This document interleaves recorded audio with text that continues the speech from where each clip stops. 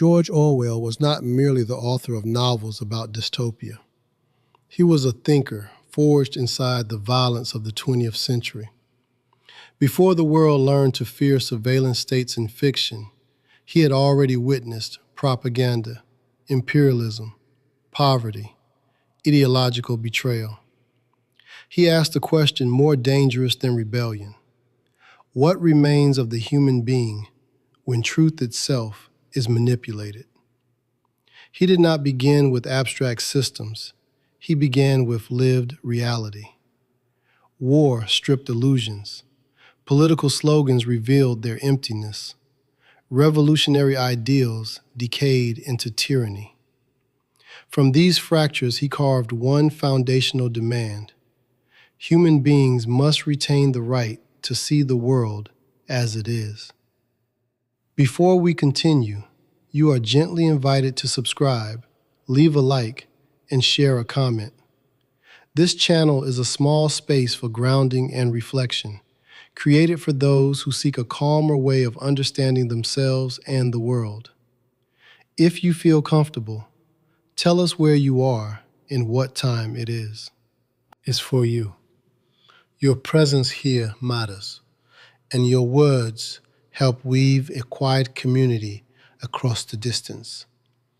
May what follows bring you ease, clarity, and a softer place to rest your thoughts. Orwell understood something many still refuse to confront.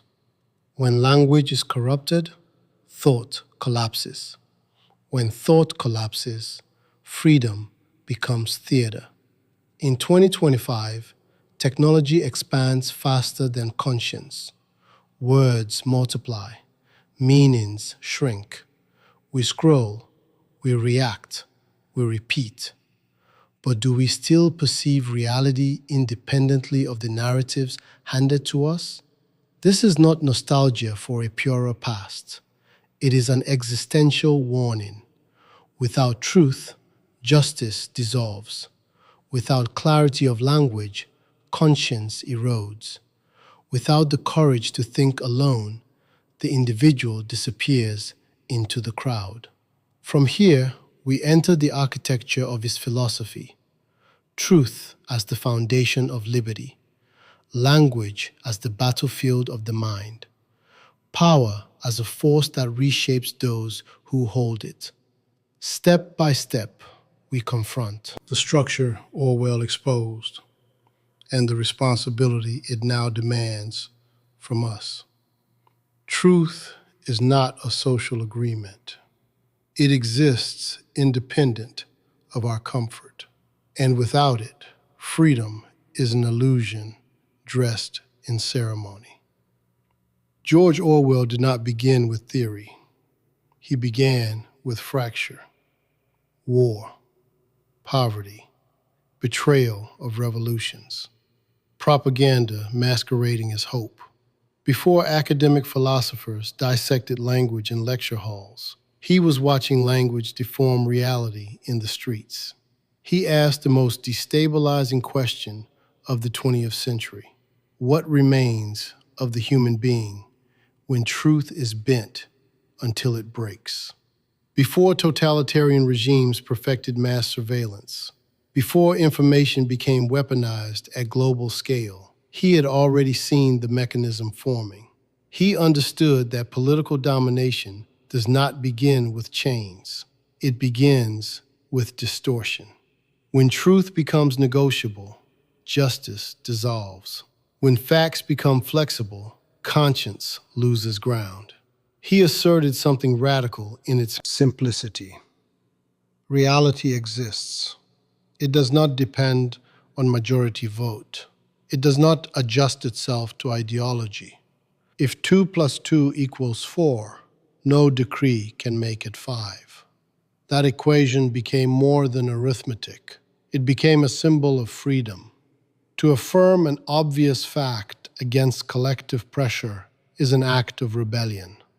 This is the foundation. Without objective truth, there can be no moral accountability. If facts are fluid, injustice cannot be named. If reality shifts according to power, then power defines morality. Orwell saw this with terrifying clarity. The collapse of truth is the first step toward the collapse of humanity. He divided the problem into three fractures. First, the denial of objective reality.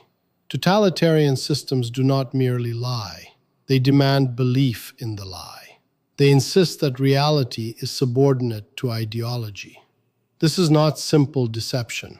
It is psychological conquest.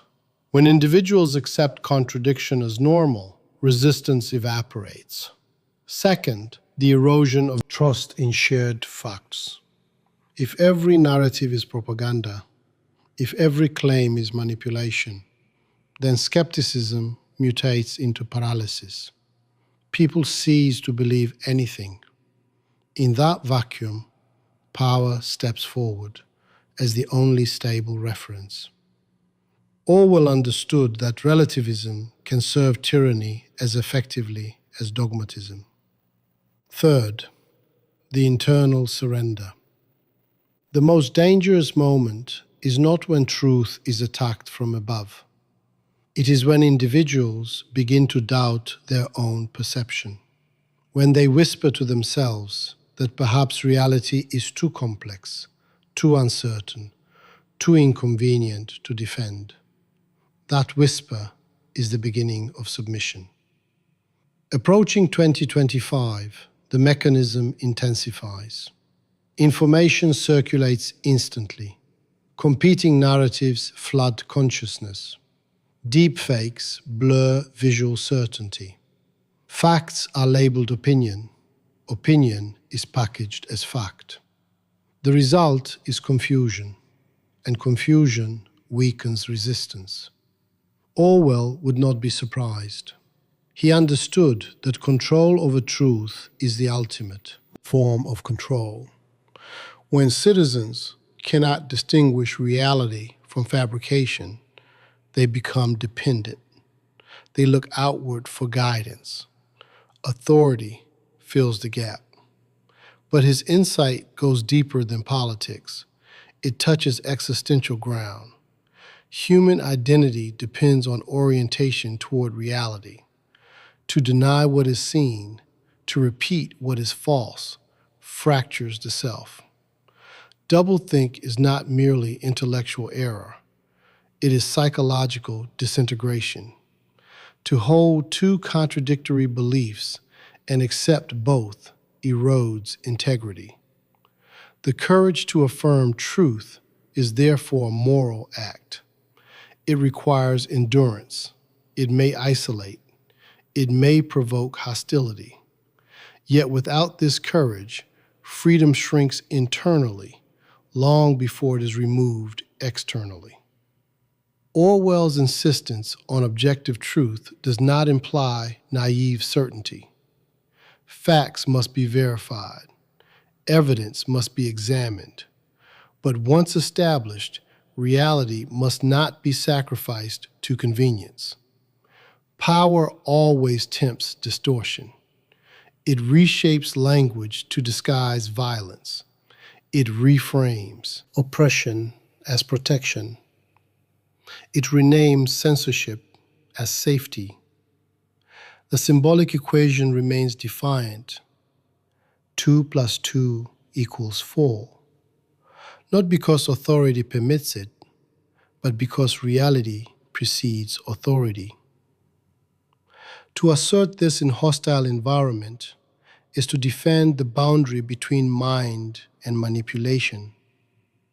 The modern individual faces subtler pressure than overt dictatorship, social conformity, digital outrage, ideological branding. The fear of isolation nudges people towards silence. They see distortion but hesitate to speak. They witness contradiction but rationalize it. The fracture begins quietly. Orwell understood loneliness as price of clarity.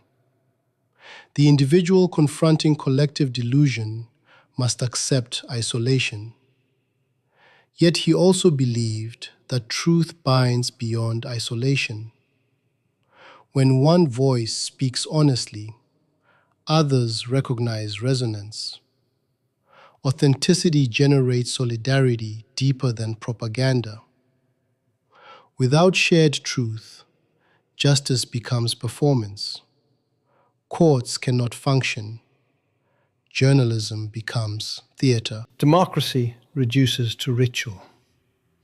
Orwell's defense of truth is therefore defense of civilization. It is not abstract philosophy. It is structural necessity. He rejected both blind faith in authority and cynical denial of objectivity.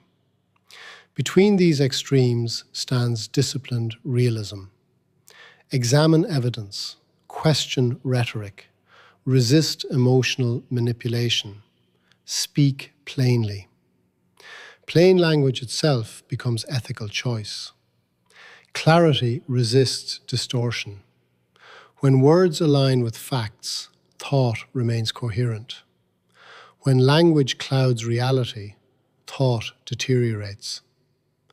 The defense of truth begins with refusal to camouflage it. The psychological cost of distortion accumulates.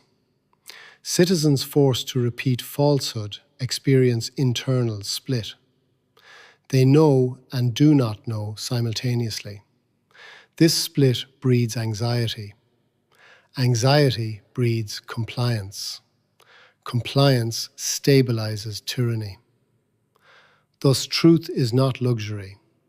It is psychological oxygen. Remove it, and collective suffocation follows. As societies move toward 2025, the battle over truth intensifies. Political factions accuse each other of fabrication. Media ecosystems fragment into echo chambers. Trust erodes. In such climate, the temptation arises to abandon objectivity entirely, to retreat into tribal narrative, to declare all claims equally suspect. Orwell's warning cuts sharply here. When all truths are treated as relative, power determines outcome. Relativism does not liberate, it destabilizes. Only firm commitment to factual reality anchors resistance. The existential challenge is severe. To defend truth may cost comfort, status, community. It may demand standing alone.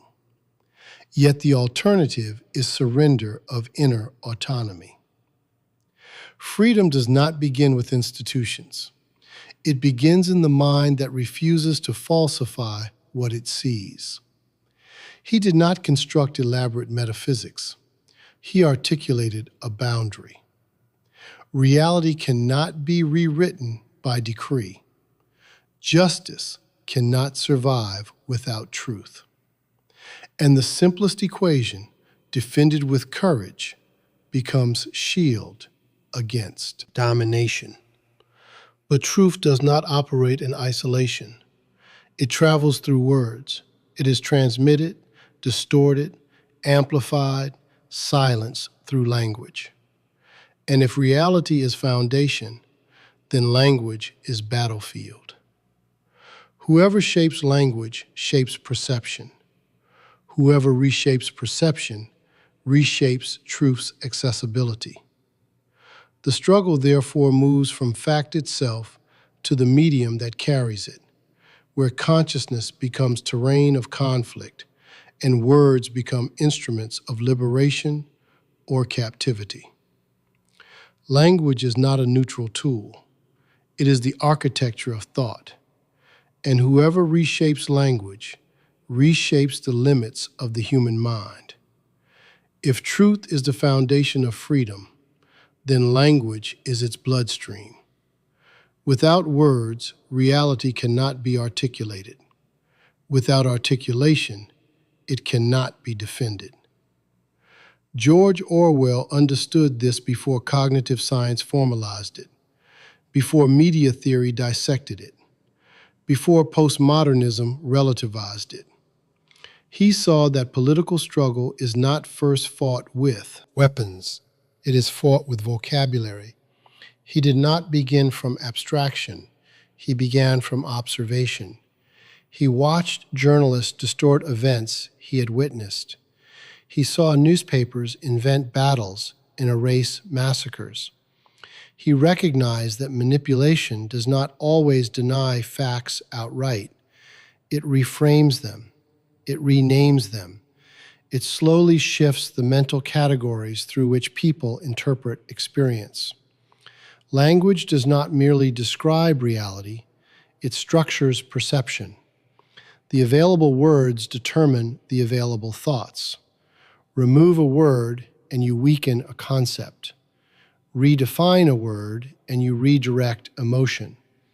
Repeat a phrase often enough and it replaces analysis with reflex. This is not theory, it is mechanism. Orwell identified 3 layers of linguistic corruption. First, simplification into slogan. Complex realities collapse into catchphrases. Nuance disappears. Instead of arguments, there are chants. The mind, deprived of precise vocabulary, becomes incapable of subtle judgment. Thought shrinks to the size of the phrase that carries it. Second, emotional loading. Words cease to be descriptive and become triggers. Certain terms generate automatic approval. Others generate automatic disgust. Once emotional charge dominates, rational evaluation fades. The reaction precedes the reasoning. Language no longer invites reflection. It commands allegiance. Third, systematic reduction. In his fictional vision of Newspeak, vocabulary contracts year by year. Synonyms vanish. Shades of meaning dissolve. The goal is not efficiency. The goal is limitation. If there is no word for rebellion, rebellion becomes harder to imagine. If freedom is redefined as obedience, dissent becomes linguistic contradiction. He understood something terrifying. Control the dictionary, and you begin to control the imagination. Approaching 2025, the battlefield has expanded. Language now circulates at digital velocity. Hashtags compress moral complexity into symbols. Algorithms reward emotionally charged phrasing over careful articulation. Words mutate rapidly. Meanings shift within months. Entire debates unfold in fragments. Clarity becomes countercultural. Orwell insisted that clear prose is not aesthetic preference. It is moral duty. When language becomes vague, responsibility evaporates. When sentences obscure agency, accountability disappears. Passive constructions hide perpetrators. Abstract nouns replace concrete actions. Violence becomes process. Exploitation becomes policy. Suffering becomes statistic. Why does this matter? Because when we no longer see clearly, we no longer judge clearly. And when judgment erodes, power expands. Political language often functions as anesthetic. Euphemism softens brutality. Collateral damage replaces civilian death. Enhanced interrogation replaces torture. Security measures replace surveillance. The substitution does not change the action. It changes the emotional response. And emotional response shapes public tolerance. Orwell warned that intellectual laziness accelerates this decay. When individuals repeat phrases without examining them, they surrender mental autonomy. Clichés replace thought. Ready-made expressions substitute for original reflection. Over time, the speaker no longer knows what he believes. He only knows what sounds correct. This is the beginning of self-estrangement. He demanded discipline. Prefer concrete words to abstract ones.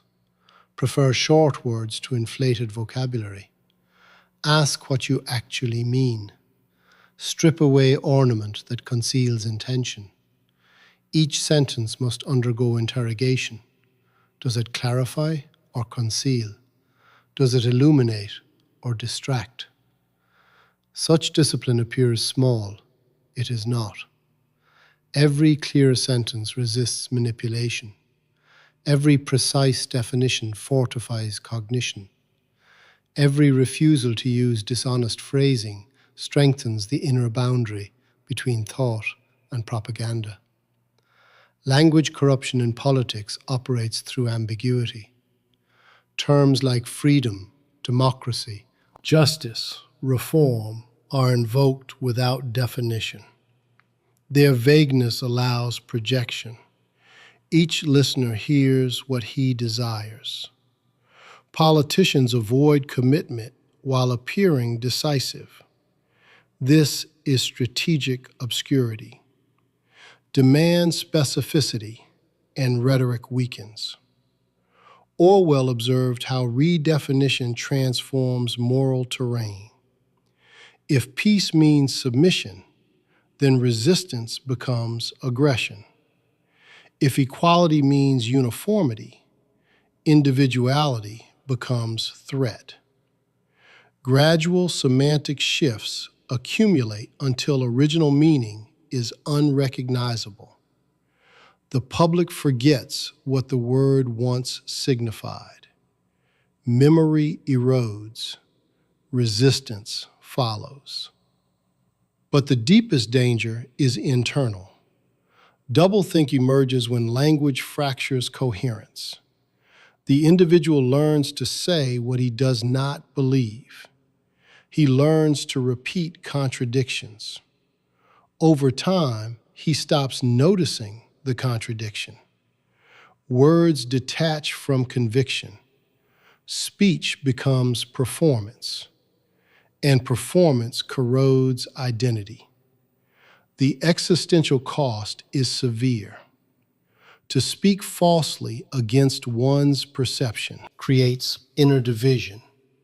The mind splits between what is known and what is declared. This split generates anxiety. Anxiety seeks relief. Relief often arrives through conformity. Orwell's defense was radical in its simplicity. Trust your observation. Use language to express what you see. Refuse formulas that distort experience. This does not mean arrogance. It means vigilance. Approaching 2025, linguistic chaos intensifies. Memes replace essays. Emotional signaling replaces argument. Public discourse fragments into micro-dialects understood only within ideological tribes. Shared vocabulary shrinks. Without shared vocabulary, shared reality fractures. Yet the responsibility remains individual. Each person participates in shaping discourse. Each repetition either clarifies or contaminates. Each post, each article, each conversation contributes to collective cognitive environment. The erosion of language is not imposed solely from above. It is sustained from below. Orwell's insight cuts deeper than media critique. It exposes moral obligation. To speak clearly is to respect the listener. To define terms is to invite understanding. To avoid euphemism is to acknowledge reality. These are not stylistic preferences. They are ethical acts. He believed that when language decays, thought follows. When thought decays, freedom collapses. The sequence is predictable. Corrupt words, confused minds, consolidate power. But reverse is also possible. Clarify words, strengthen minds, constrain power. This is why authoritarian systems fear satire and precise criticism. They fear writers who name actions accurately. They fear definitions that expose contradiction. They fear language that refuses obedience. Because language is not merely expression, it is resistance. The struggle over language reveals a deeper question. Who owns meaning? Is meaning dictated by authority or negotiated by rational minds? If meaning becomes arbitrary, then morality becomes arbitrary. If morality becomes arbitrary, then force becomes final arbiter. Thus, the defense of language is defense of human dignity. Orwell did not romanticize words. He sharpened them. He treated prose like instrument. Each sentence had to cut through fog.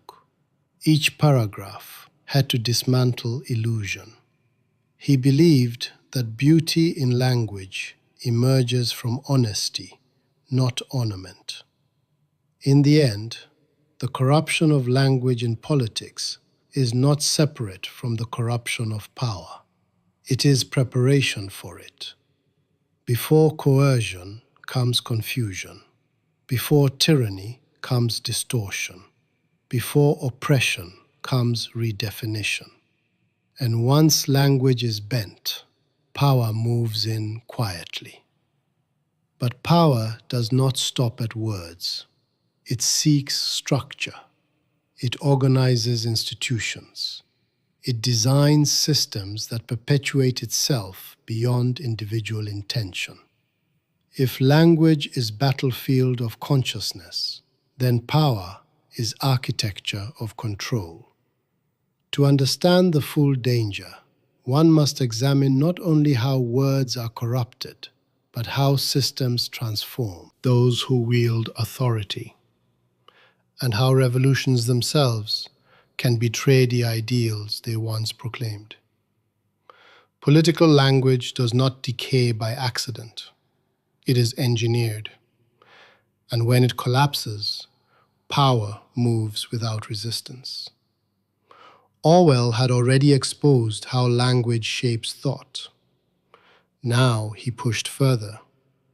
He examined how political language is deliberately corrupted to anesthetize conscience, not to persuade through argument, but to disarm through distortion, not to illuminate reality, but to fog it. The corruption begins with euphemism. Violence is never named directly. Bombing becomes strategic intervention. Starvation becomes economic adjustment. Torture becomes enhanced procedure. Each substitution removes blood from the sentence. Each phrase softens moral reaction. When brutality is wrapped in bureaucratic tone, outrage weakens. This is not semantics, it is moral manipulation. If a government announced openly that it would crush dissent through fear and pain, resistance would ignite. But when repression is framed as stabilization, security, or emergency protocol, it enters public consciousness, disguised as necessity. Language functions as camouflage. The ugliness remains, the perception shifts. Orwell saw this process during war. He watched reports transform chaos into heroic narrative. Defeats were reframed as tactical withdrawals. Civilian casualties became regrettable incidents. Every political faction believed its distortions were justified. Every ideology convinced itself that clarity was dangerous. The second mechanism of corruption is vagueness. Political speech thrives on abstract nouns without definition. Freedom, justice, reform, progress. These words vibrate with emotional weight but lack precision. Their power lies in ambiguity. They allow multiple audiences to project their own desires into the same sentence. When a leader promises freedom, what kind? Freedom from poverty or freedom from regulation? Freedom of speech or freedom of market? Without definition, commitment evaporates. Accountability dissolves into rhetoric. Ambiguity protects authority. The third mechanism is redefinition. Words are not erased, they are altered gradually. Democracy comes to mean procedural ritual rather than genuine participation. Equality becomes uniform compliance. Peace becomes absence of open war, while structural violence persists. The shift is subtle. It accumulates. Eventually, the public forgets original meaning, and once memory fades, resistance weakens. Orwell understood that corrupted language produces corrupted perception. If citizens cannot articulate injustice clearly, they cannot confront it. If they lack vocabulary for exploitation, exploitation normalizes. The distortion is not only external, it penetrates consciousness. Approaching 2025, this corruption accelerates through digital communication. Political messaging compresses into viral fragments. Emotional resonance outweighs conceptual depth. Terms trend globally within hours, stripped of nuance. Entire debates reduce to symbolic labels. Language becomes battlefield of branding rather than arena of reasoning. The danger intensifies because repetition creates familiarity. Familiar phrases feel true regardless of content. The brain equates repetition with credibility. Politicians exploit this cognitive bias. They circulate simplified slogans relentlessly. Complex counter-arguments cannot compete with rhythmic brevity. Orwell would insist on discipline against this seduction. He argued that dying metaphors infect discourse. Expressions once vivid become automatic. People speak without visualizing meaning. They say iron will without sensing iron. They say defend democracy without defining defense. Language loses sensory connection to reality. It becomes echo chamber of inherited phrases. This mechanization of speech mechanizes thought. Political discourse also obscures agency through passive construction. Mistakes were made. Civilians were affected. Resources were reallocated. The subject disappears. Responsibility evaporates into grammar. When action lacks actor, accountability vanishes. Orwell demanded restoration of agency. Who acted? Who decided? Who benefited? Who suffered? Clarity requires naming subjects. Without naming, injustice floats free of perpetrator. He also observed multiplication of technical categories designed to fragment understanding. Instead of naming structural inequality, discourse divides society into endless subclasses. Instead of acknowledging domination, rhetoric invents administrative complexity. Complexity is not always false, but it can conceal simple power relations. When people cannot see pattern, they cannot organize resistance. The psychological dimension deepens the threat.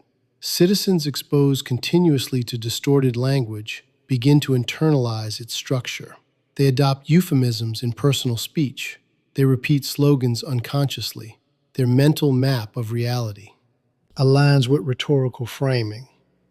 At that point, external control is unnecessary. Self-regulation completes the process.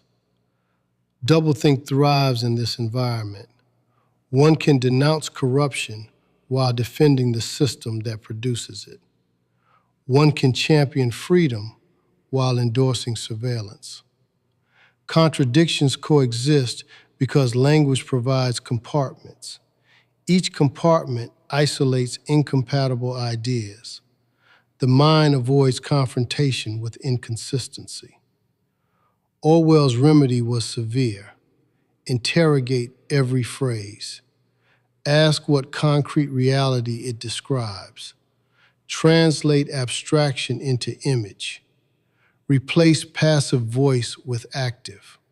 Strip away unnecessary ornament. If a sentence cannot survive simplification, it conceals something. This discipline is exhausting. It requires intellectual honesty that many find uncomfortable. Clarity exposes conflict. Precision forces commitment. Vagueness allows strategic flexibility. Power prefers flexibility. Yet Orwell refused cynicism. He believed ordinary individuals possess intuitive resistance to linguistic manipulation. Common sense recognizes when words detach from experience. A worker hearing economic optimization may still feel hunger. A parent hearing collateral damage may still feel grief. Reality pushes back against distortion. But common sense can be eroded. When official narratives consistently contradict personal observation, confusion arises. If media repeats that conditions improve while daily life worsens, individuals begin doubting perception. Gradually, they defer to authority. This is the ultimate victory of corrupted language. It replaces lived experience with approved narrative. Approaching 2025, information saturation amplifies this confusion. Competing distortions collide. Citizens face conflicting claims. Exhaustion sets in. Instead of analyzing, many disengage. Withdrawal creates vacuum. Into that vacuum enters whichever narrative is most emotionally compelling. Orwell's insistence on clarity becomes urgent. Political language is not merely a reflection of corruption, it is its infrastructure. It prepares public consciousness for acceptance of expanded power. Once words justify measures, measures appear reasonable. The sequence is predictable. Rename, normalize, institutionalize. The ethical weight falls on intellectuals as well. Those skilled in language wield disproportionate influence. When they adopt jargon to obscure meaning, they betray responsibility. When they align vocabulary with ideology rather than reality, they accelerate decay. Orwell criticized intellectuals who defended oppressive regimes through elaborate theory. Their abstractions insulated them from consequences. They spoke of historical necessity while ignoring human suffering. Sophisticated language masked moral evasion. He demanded loyalty to truth over allegiance to faction. The corruption of political language also affects democratic societies that pride themselves on openness. When public debate reduces to branding wars, policy deliberation weakens. When disagreement triggers moral denunciation rather than argument, discourse collapses. Language becomes weapon of exclusion. Yet, exclusion breeds polarization. Polarization intensifies distortion. Distortion fuels fear. Fear justifies further concentration of power. The cycle tightens. To break it requires linguistic courage. It requires willingness to describe uncomfortable facts without exaggeration. It requires acknowledging complexity without hiding behind it. It requires admitting uncertainty without surrendering to relativism. This is not neutrality. It is integrity. Orwell's insight cuts to existential core. The words we use shape the world we inhabit. If we accept degraded language, we inhabit degraded reality. If we defend precise expression, we defend cognitive freedom. But language corruption is only surface of deeper structure. Beneath rhetoric lies the machinery of power itself, systems that reward conformity, institutions that perpetuate authority regardless of intention, revolutions that promise liberation yet construct new hierarchies. The examination must therefore descend from words to structures, from slogans to systems, from corrupted sentences to the inexorable logic that governs those who hold power and those who surrender it. Democratic socialism for Orwell was not compromise, it was confrontation. A confrontation with two extremes that devoured the 20th century: unrestrained capitalism and totalitarian collectivism. He refused both, not because he was indecisive, because he understood that both, in different ways, mutilated human dignity.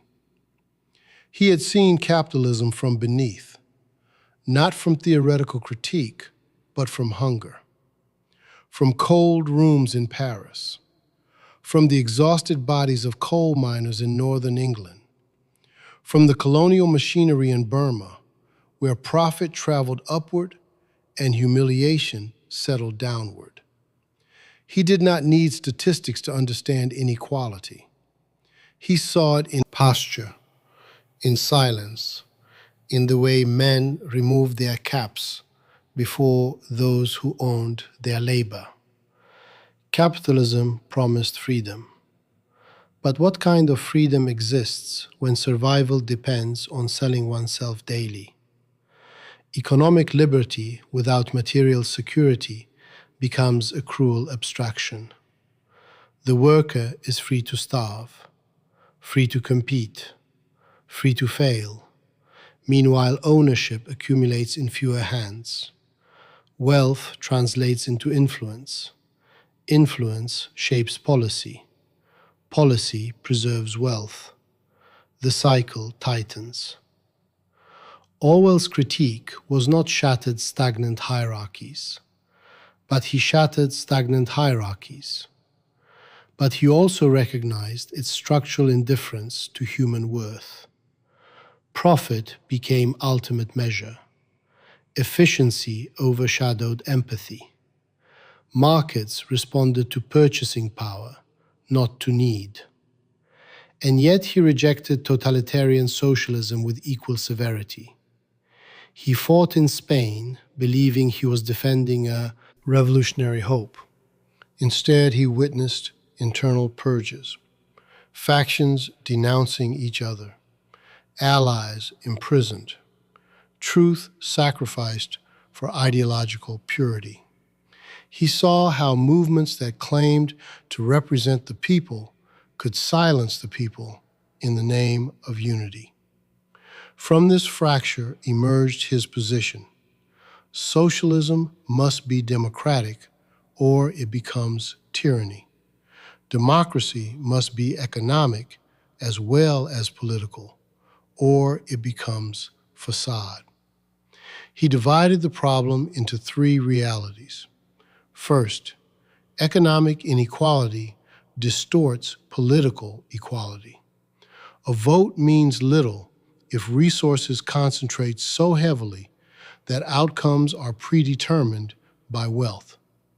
Formal democracy without economic justice is fragile. Second, centralized power corrupts regardless of ideology. Whether exercised by private capital or state bureaucracy, unchecked authority reshapes character. Leaders become guardians of system rather than servants of people. Intentions erode under structural pressure. Third, reform cannot rely solely on benevolence. It requires institutional safeguards, decentralization, transparency, accountability. Without these, any system drifts toward domination.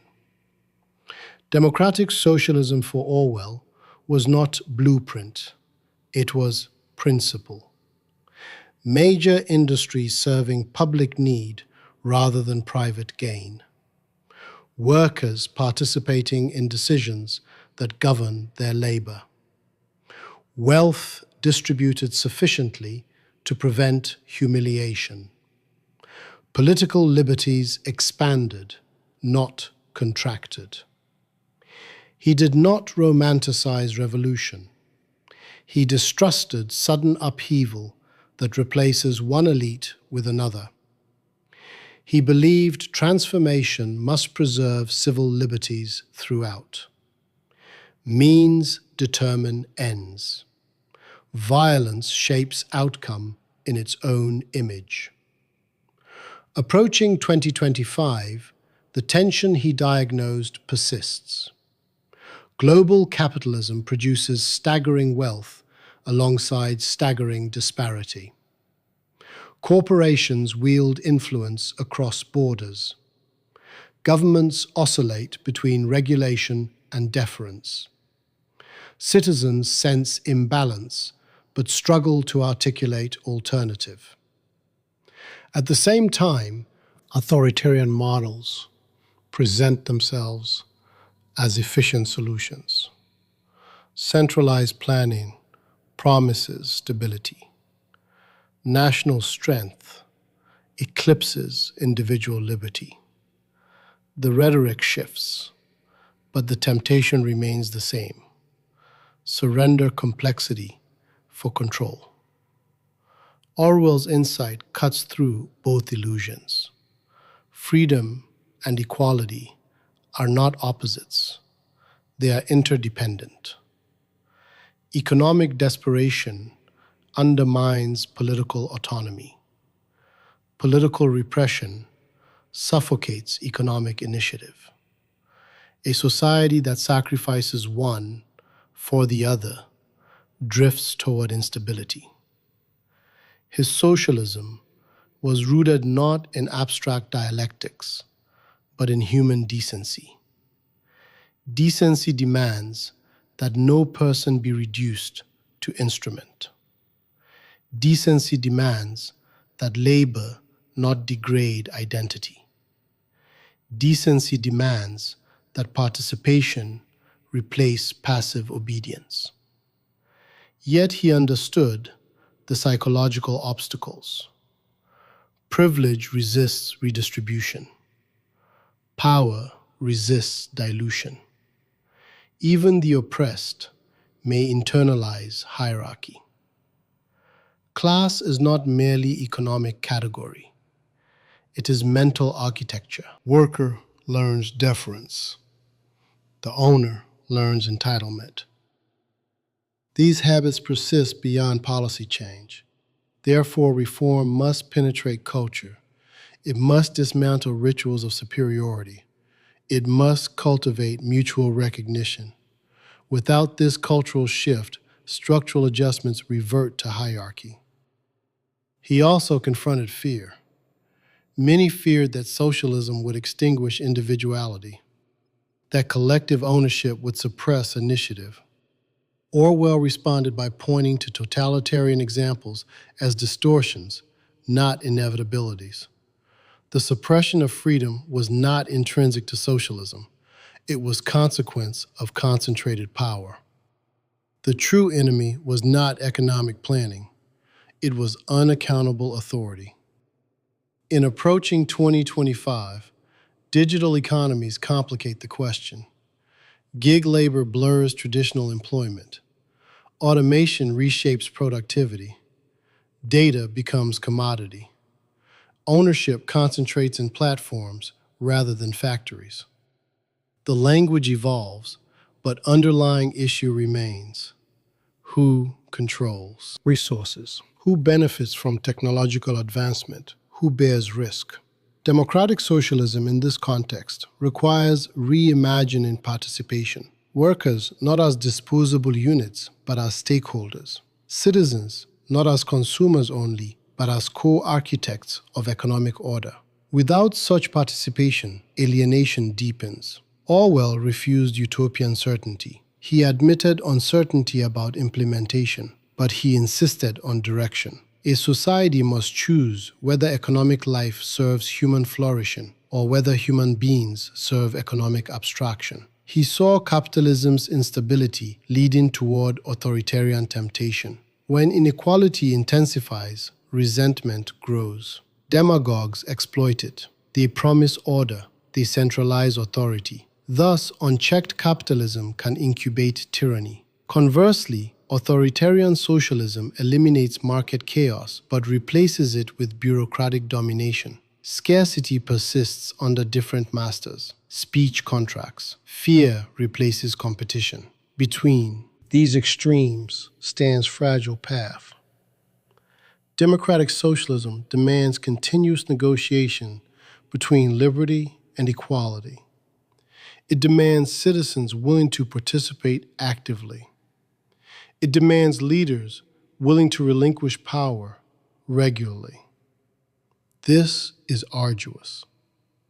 It lacks dramatic heroism of revolution. It lacks seductive simplicity of market fundamentalism.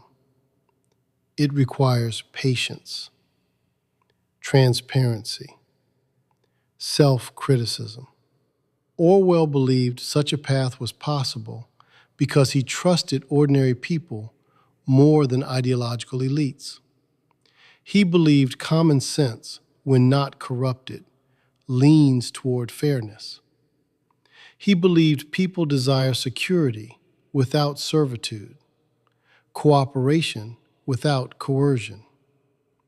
But he also warned that democratic institutions decay if citizens become passive, if they surrender oversight to charismatic figures, if they excuse concentration of power for sake of efficiency. Power accumulates silently. Even within democratic socialism, the temptation to centralize decision-making arises. Planning requires coordination. Coordination invites bureaucracy. Bureaucracy breeds insulation.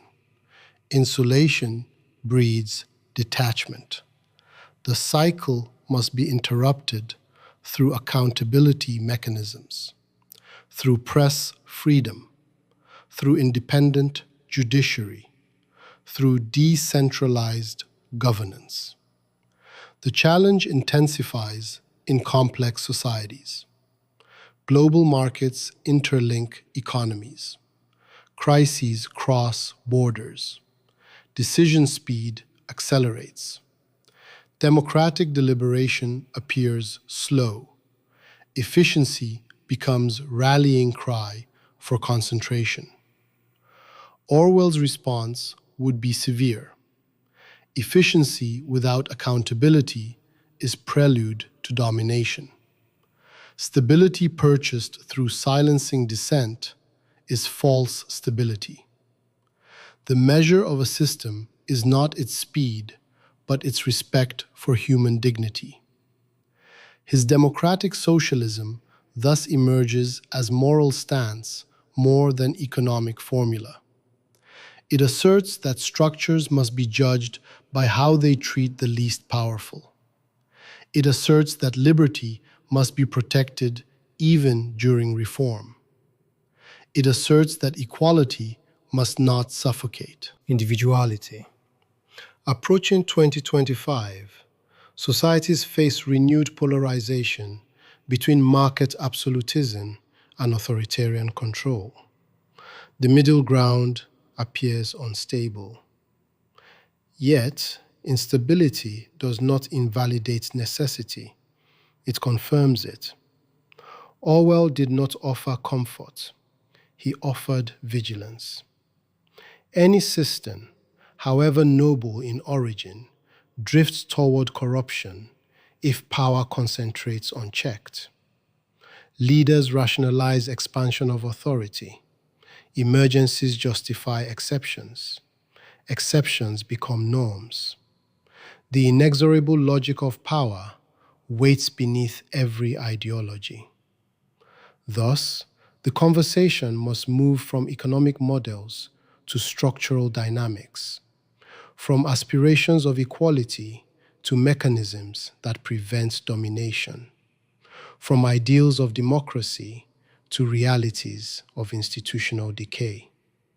Because without confronting the nature of power itself, even the most well-intentioned system will bend toward control, and revolutions that begin with promises of liberation will end repeating the very structures they sought to dismantle.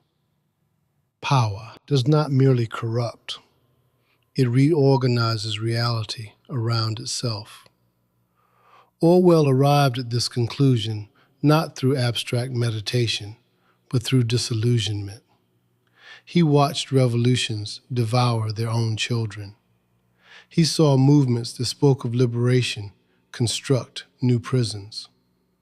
He recognized a pattern that transcended ideology. Power, once concentrated, begins to serve itself. The logic is ruthless. First comes necessity. A crisis justifies centralization. War demands coordination. Economic collapse requires decisive leadership. Citizens accept temporary expansion of authority. It feels pragmatic. It feels responsible. Then comes consolidation. Emergency structures remain in place. Oversight weakens. Dissent is framed as sabotage. The language shifts from cooperation to loyalty. The leader becomes symbol of stability. To question the leader becomes to threaten order. Finally comes transformation. Power ceases to be means. It becomes end. Institutions exist to preserve authority rather than serve people. Policies align not with justice, but with survival of the ruling structure. Orwell saw this in Spain. He joined the struggle against fascism believing he was defending freedom. Instead, he encountered factional purges, former allies branded traitors, newspapers rewriting events, arrests justified as strategic necessity. The enemy was no longer external. It was internal deviation. This is the inexorable logic of power. It is not simply that individuals become morally weaker. It is that systems create incentives that reward domination. A leader who hesitates risks replacement. A faction that tolerates dissent risks fragmentation. Survival within competitive political environment pushes actors toward ruthlessness. Power reshapes character. A revolutionary begins with ideal, equality, justice, solidarity. Once authority consolidates, the revolutionary confronts new reality. Rivals threaten unity. Criticism undermines confidence. Information becomes weapon. Gradually, the revolutionary learns that maintaining control requires suppression. Each compromise feels temporary, each suppression justified as protection of greater good. But means sculpt ends. Orwell understood that centralized power produces psychological mutation. Leaders surrounded by deference lose contact with ordinary experience. Feedback filters upward through layers of loyalty. Truth becomes inconvenient. Loyalty becomes currency. Flattery replaces critique. The leader begins to believe narrative constructed around him. This transformation does not require malevolence. It requires insulation. Once insulated, perspective narrows. Decisions reflect survival of position rather than welfare of population. Violence becomes administrative tool. Surveillance becomes preventive measure. Fear becomes stabilizing force. Approaching 2025, this logic persists beneath different banners. Democracies expand executive authority during crises. Corporations consolidate influence over information flows. Security rhetoric justifies data accumulation. Citizens accept trade-offs incrementally. Each concession appears reasonable. Cumulatively, they restructure balance of power. Orwell warned that the problem is not only tyrants. It is the structure that enables tyranny. Consider how power defends itself. It generates narratives of indispensability. It frames opposition as chaos. It cultivates dependency. Citizens come to fear instability more than oppression. Stability becomes supreme value. In that environment, questioning authority appears reckless. The cycle closes. He divided the dynamics into 3 observations. First, power seeks permanence. Temporary authority instinctively moves toward entrenchment. Mechanisms designed for limited duration embed themselves in bureaucracy. Renewal becomes ritual rather than genuine choice. Second, power generates its own ideology. Even systems founded on skepticism create dogma once established. Criticism transforms into heresy. Historical reinterpretation serves legitimacy. Institutions narrate their own virtue. Third, power isolates itself from consequence. Decision makers do not experience outcomes equally. Economic elites insulated from austerity. Political leaders shielded from policy fallout. This distance erodes empathy. The result is betrayal of original ideal. Revolutions illustrate this pattern starkly. They begin by denouncing oppression. They mobilize resentment against concentrated authority. Once victorious, they inherit the apparatus of control. Faced with complexity, they centralize further. The revolutionary becomes administrator. The administrator becomes guardian. The guardian becomes suppressor. Orwell's insight was brutal. Change of personnel does not guarantee change of structure. Replace capitalist elite with party elite, and hierarchy remains. Replace monarch with committee, and authority still concentrates if unchecked. The only defense is dispersion. Power must be fragmented, distributed, subject to constant review.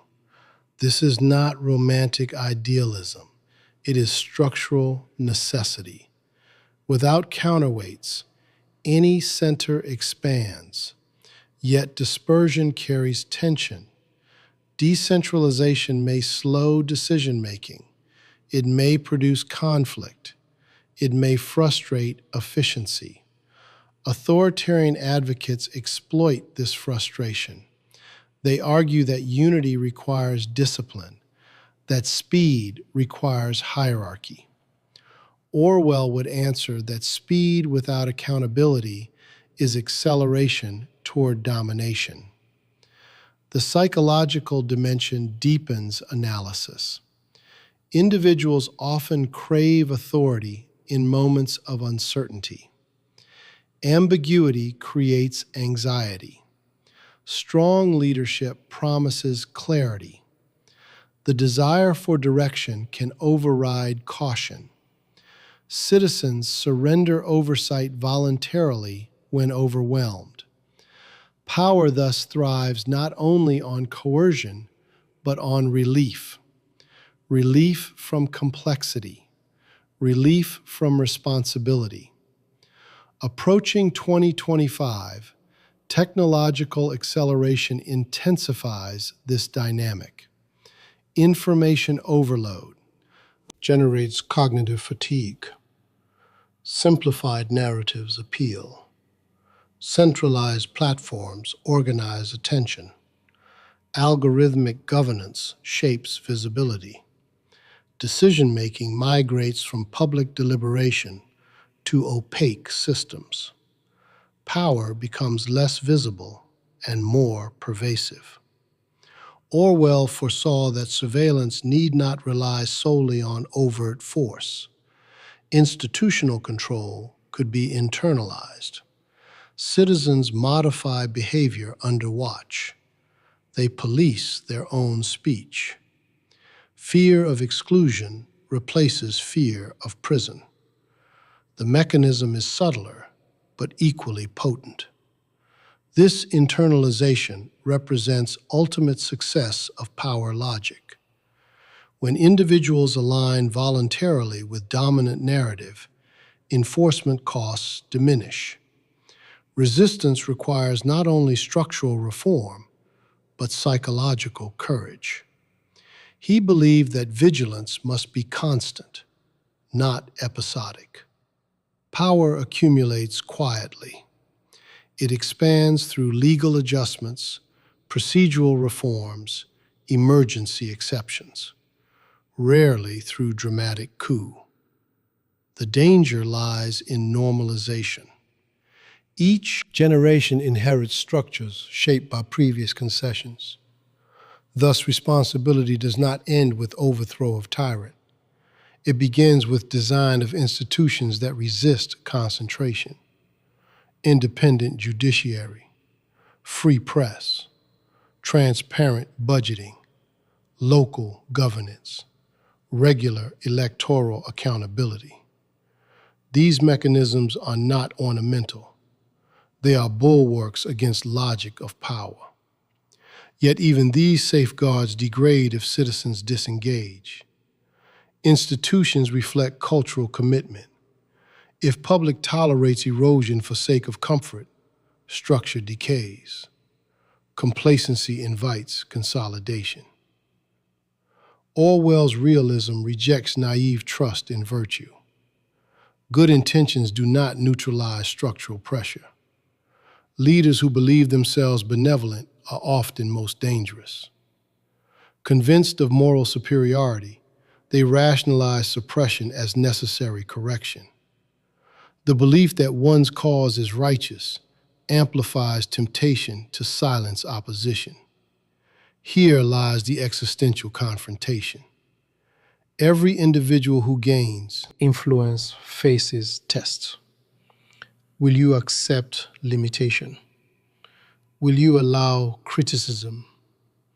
Will you step aside when term ends? Or will you reinterpret constraints as obstacles to progress? Power whispers that ends justify means, that history demands firmness, that opposition is ignorance. To resist this whisper requires humility rare in political life. Orwell did not present solution as simple formula.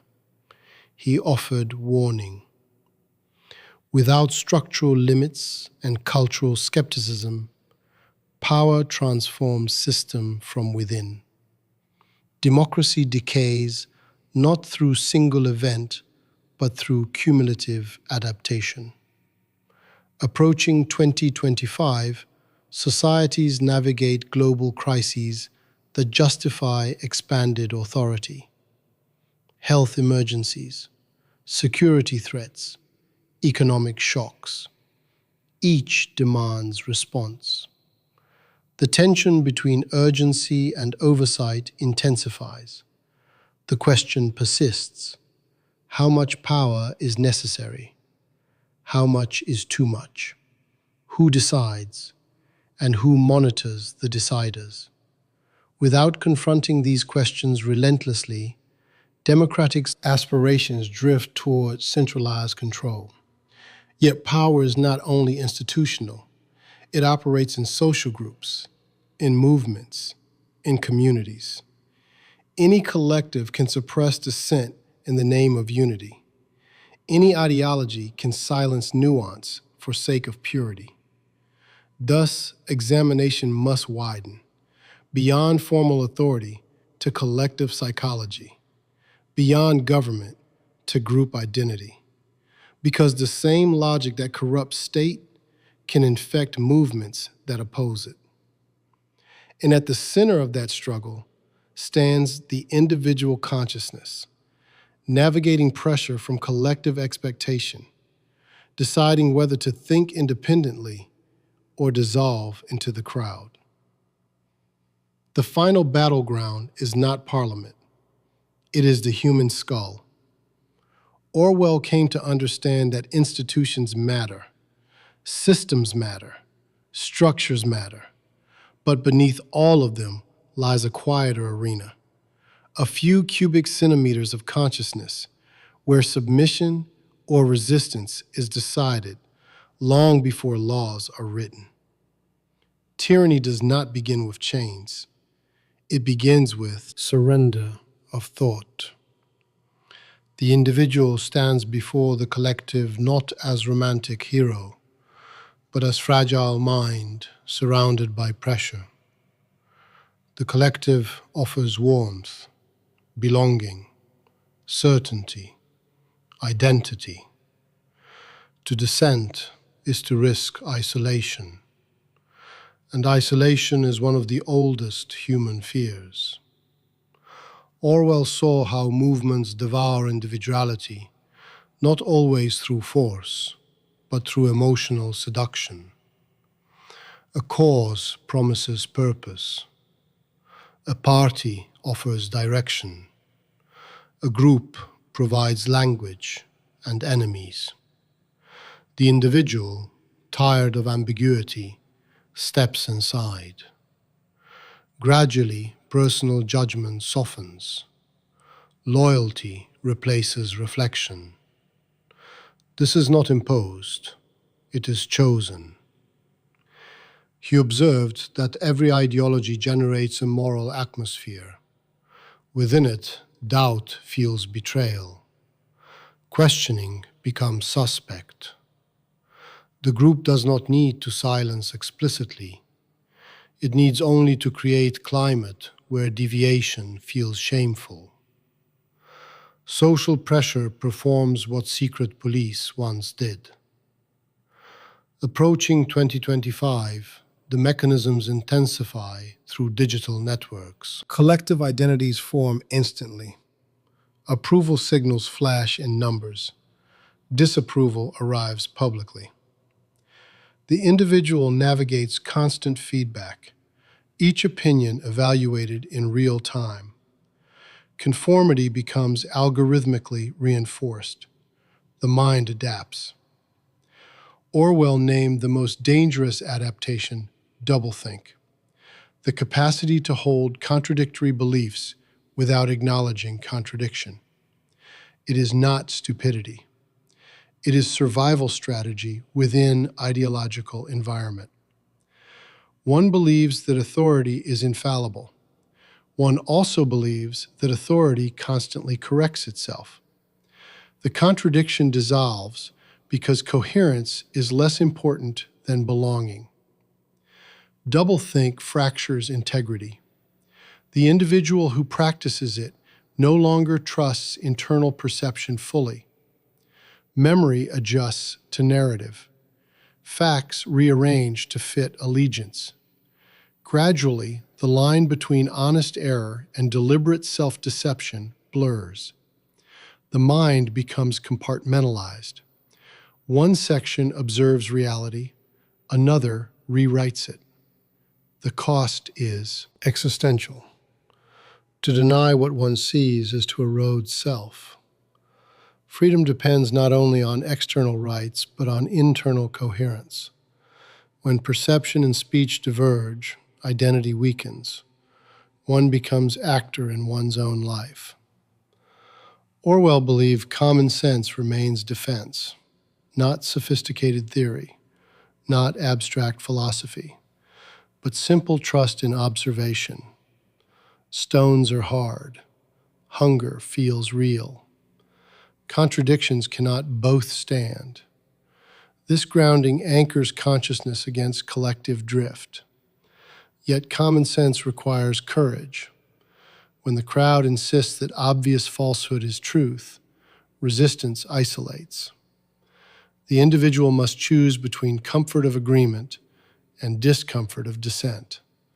Most choose agreement. They prefer to be wrong together rather than right alone. Orwell did not condemn them. He understood psychological gravity of belonging. Humans evolved in tribes. Exclusion once meant death. Modern societies no longer exile physically as often, but social exclusion retains power. Reputation becomes currency. Isolation becomes threat. Thus the struggle intensifies internally. The mind negotiates daily between integrity and acceptance. Each small compromise appears harmless, a phrase repeated, a doubt suppressed, a contradiction ignored. Over time, these accumulate. Collective movements amplify this pattern, whether nationalist, ideological, or cultural. They offer narrative of moral clarity. They divide world into allies and enemies. Nuance complicates unity. Therefore, nuance is discouraged. Simplicity becomes virtue. Approaching 2025, polarization heightens this dynamic. Societies fracture into camps. Each camp constructs echo chamber. Within chamber, agreement echoes.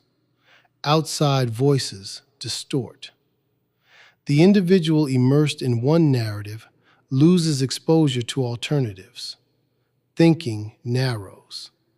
The danger is not disagreement. It is homogeneity of thought enforced socially. Orwell insisted that individual judgment must be preserved even within collective action. One may join movement. One may advocate reform. But one must retain capacity to criticize allies. Loyalty must not replace conscience. This is rare discipline. He saw in Spain how factions demanded total commitment. Partial allegiance equated with betrayal. The rhetoric of unity masked insecurity. Leaders feared dissent because dissent revealed fragility. Thus, they suppressed criticism to maintain appearance of strength. But suppression weakens system long-term. The individual who cannot speak truth to allies becomes instrument rather than participant. Democracy depends on citizens who evaluate policies independently, not merely echo party lines. Without independent minds, elections become ritual. The psychological process operates subtly. It begins with emotional investment. One's identity intertwines with group success. Critique of group feels like attack on self. To protect self, one defends group automatically. Facts filtered through loyalty. evidence weighed according to affiliation. Self and ideology fuse. Orwell warned that such fusion destroys freedom from within. The state need not censor if citizens censor themselves. The regime need not imprison if individuals imprison thought voluntarily. The most efficient tyranny is internalized. But he also believed resistance possible.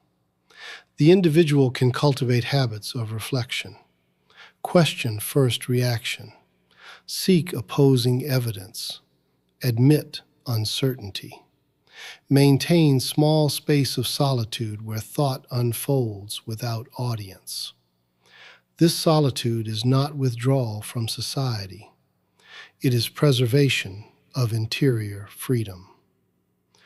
Approaching 2025, constant connectivity threatens this solitude. Devices accompany waking hours.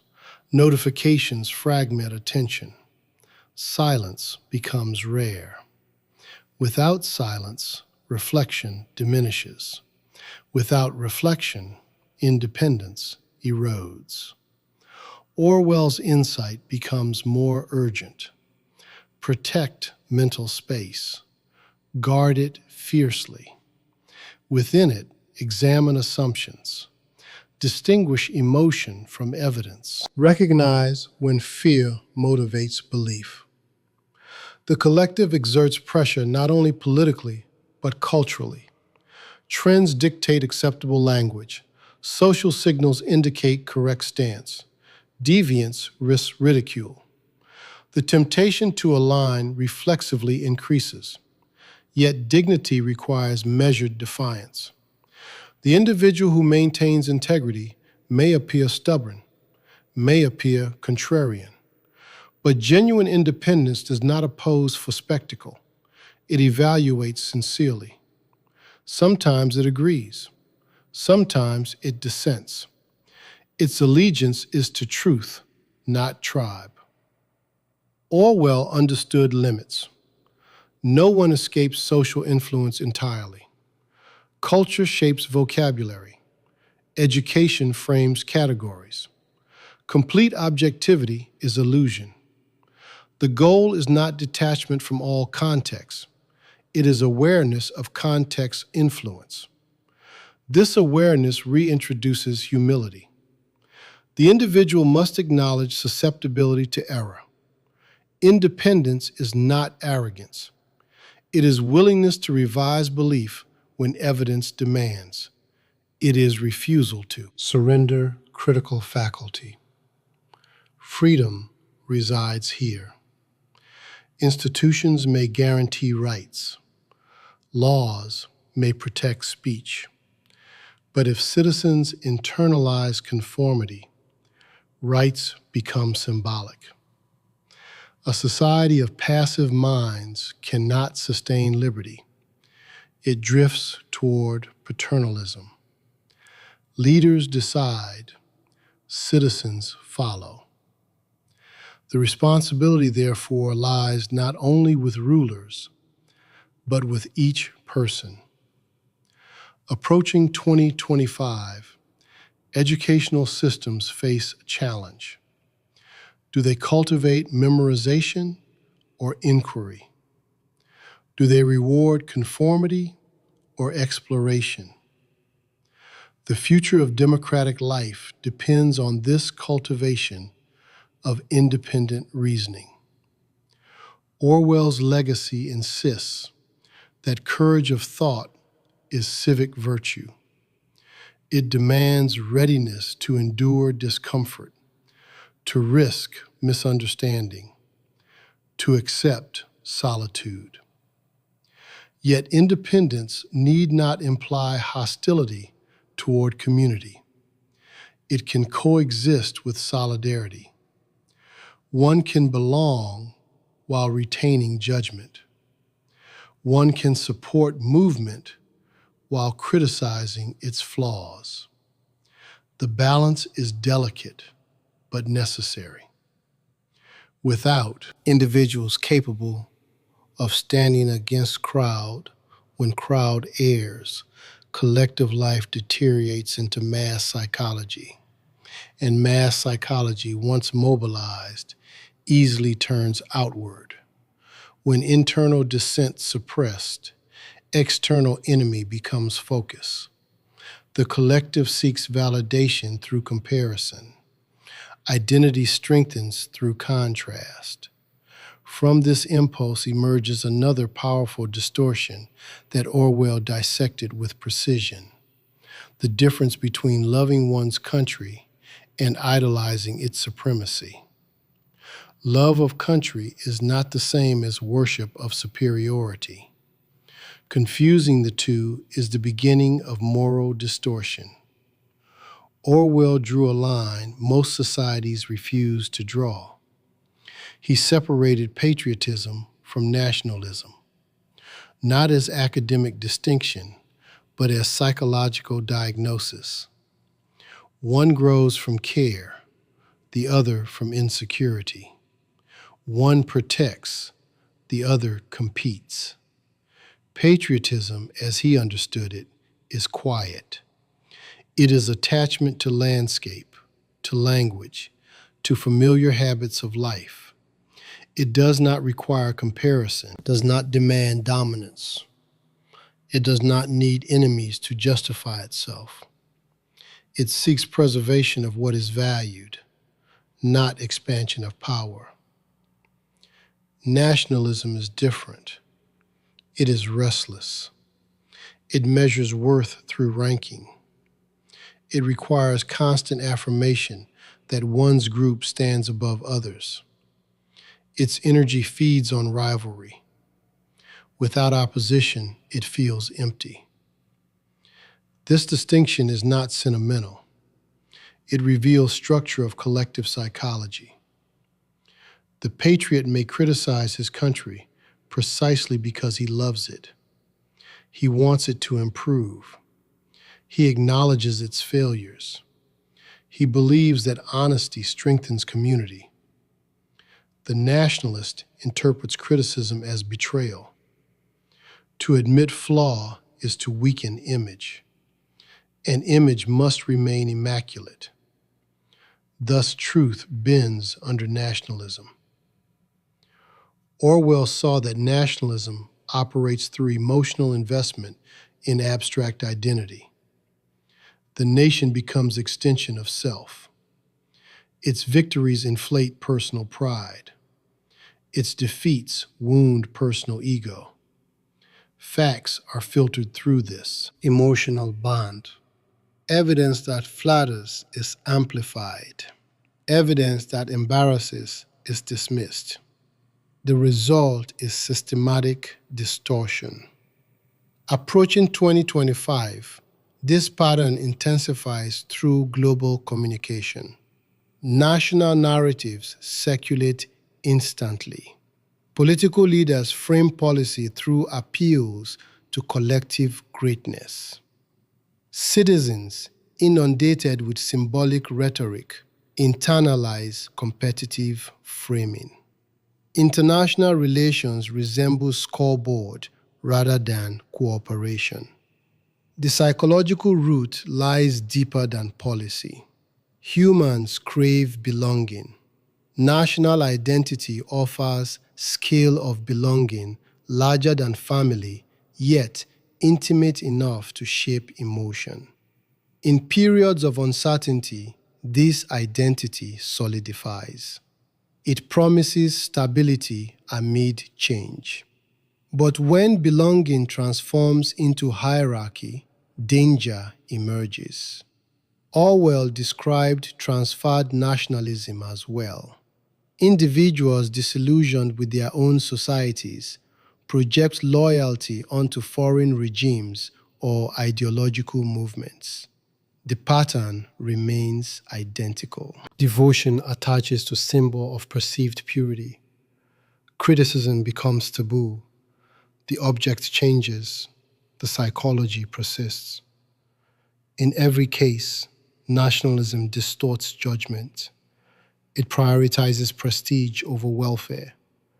Leaders pursue symbolic victories that enhance national pride, even if practical benefits remain dubious. Citizens support policies that harm their own interests because those policies affirm group dominance. Nationalism also thrives on selective memory.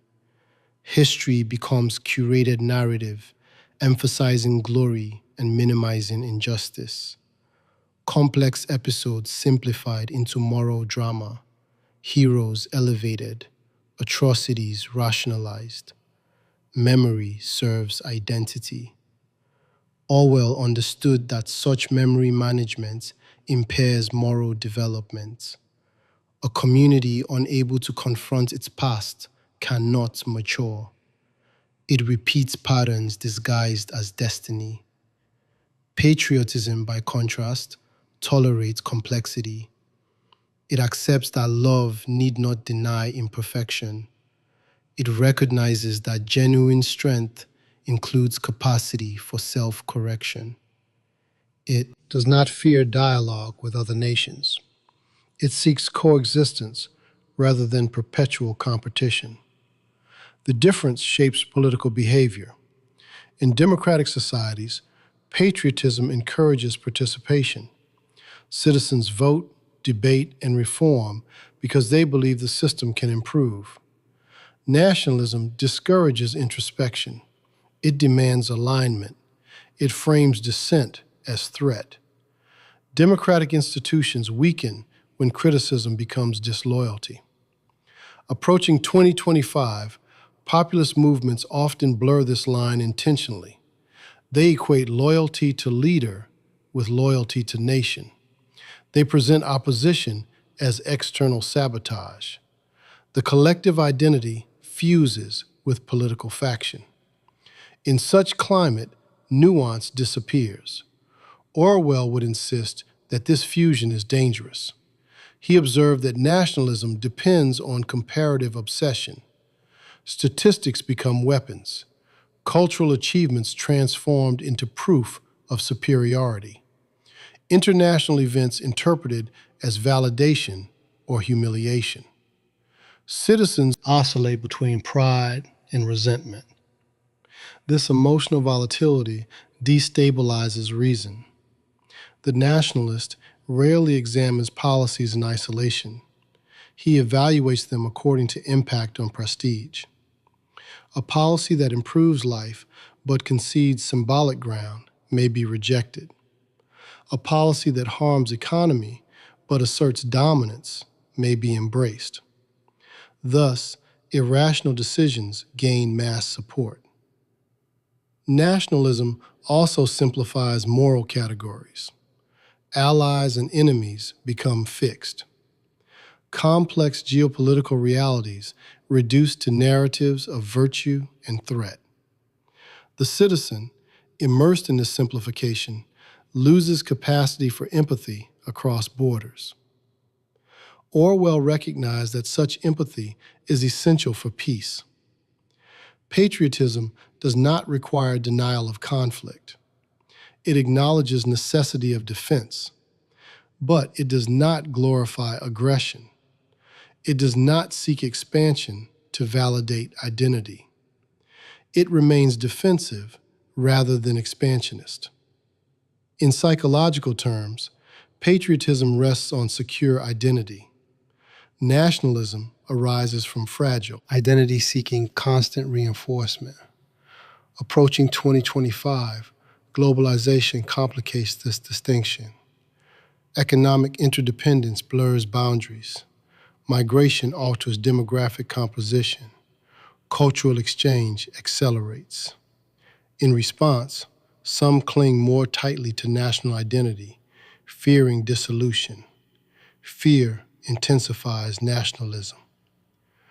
Orwell would argue that mature patriotism can adapt. It can integrate new influences without losing core. It can welcome diversity without abandoning continuity.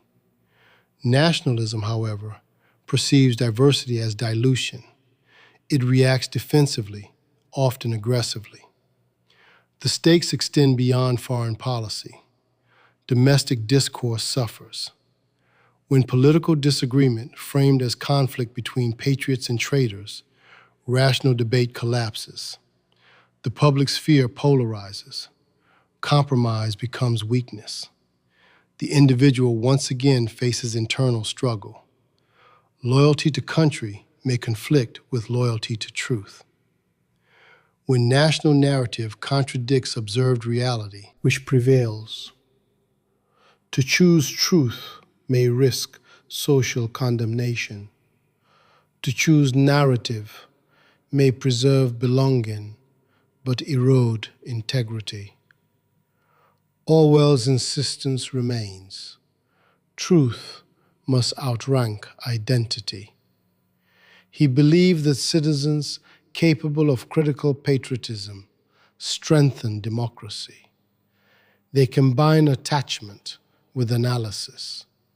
They celebrate achievements while acknowledging injustice. They defend institutions while reforming them. Such citizens resist manipulation. Nationalism, by contrast, empowers demagogues. Leaders exploit collective pride. They promise restoration of greatness. They attribute failures to external enemies. Citizens, emotionally invested, suspend scrutiny. Power concentrates. This returns to previous insight. The collective, when fused through nationalist fervor, suppresses individual judgment. The inner arena narrows. Doubt becomes disloyalty. Critical voices silenced socially before legally. Yet Orwell did not advocate cosmopolitan detachment devoid of roots. He valued cultural particularity. He valued local tradition. His distinction aimed not to dissolve identity, but to purify it from aggression. Patriotism cares for home. Nationalism demands comparison.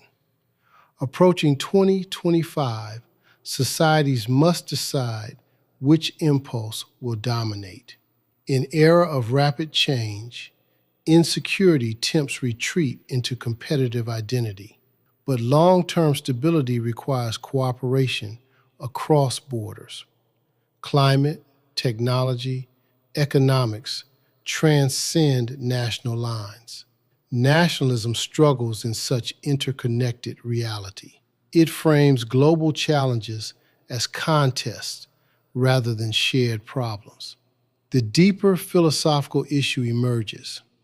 How should collective identity relate to universal human dignity? If dignity is universal, then no nation possesses intrinsic superiority. If superiority rejected, then pride must root in contribution, not dominance. Orwell's clarity cuts sharply. Love without humility becomes arrogance. Identity without self-criticism becomes myth. And myth, once politicized, mobilizes masses with destructive force. Thus, the individual must hold two commitments simultaneously: loyalty to community and allegiance to truth. When the two conflict, integrity demands courage. But beneath national identity lies another layer of hierarchy that shapes perception more quietly: class, status, the invisible architecture that divides neighbor from neighbor, even within same flag. To understand the full scope of inequality and dignity, one must descend from the scale of nation to the scale of daily life, where humiliation and pride operate not in speeches, but in posture and tone. Class is not only an economic category, it is a wound carried in posture. Orwell did not approach class as abstract theory. He approached it as humiliation. as the silent choreography of deference and entitlement repeated daily in streets, factories, dining rooms. He understood that inequality is not measured only in income. It is measured in the way one human being looks at another. Dignity is the first casualty of hierarchy. Born into what he called the lower upper middle class, he inhabited an ambiguous social position, not wealthy enough to feel secure, not poor enough to escape aspiration. He saw how class consciousness operates invisibly, how accent, clothing, gesture signal belonging or exclusion before a word is spoken. The body reveals the social script. But his insight deepened when he chose dissent. He lived among the poor in Paris. He worked as a dishwasher. He slept in lodging houses. He experienced hunger not as metaphor, but as ache. He observed how poverty reshapes personality. The damage of class is psychological before it is material. The poor internalize inferiority. They learn to lower gaze, to apologize preemptively, to accept limited expectation. The constant awareness of being judged by those above engraves caution into behavior. Self-confidence shrinks. Ambition dims. This humiliation may wound deeper than deprivation. Yet the upper classes suffer distortion as well. Privilege insulates. It creates illusion of merit detached from luck. It encourages assumption of superiority. The wealthy may believe their position reflects intrinsic worth. They become incapable of seeing structural advantage. Empathy thins. Thus hierarchy corrupts both ends. Orwell saw that class divisions produce separate worlds within same nation. Different vocabularies, different assumptions about what is normal. A miner's reality does not resemble a banker's reality. When these worlds meet, misunderstanding thrives. Communication falters because reference points diverge.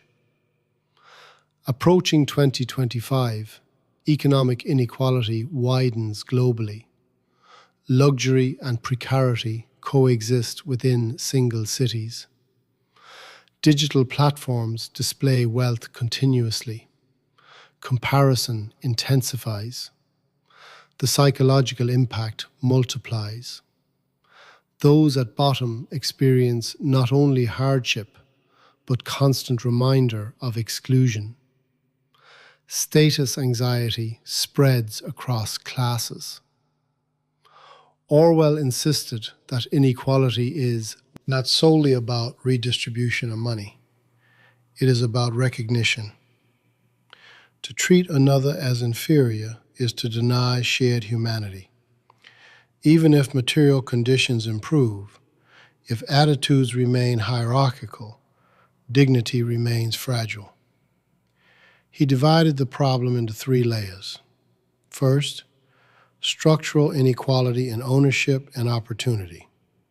Second, cultural signals that reinforce hierarchy through language and education. Third, internalized beliefs that perpetuate self-limitation. Addressing only one layer leaves others intact.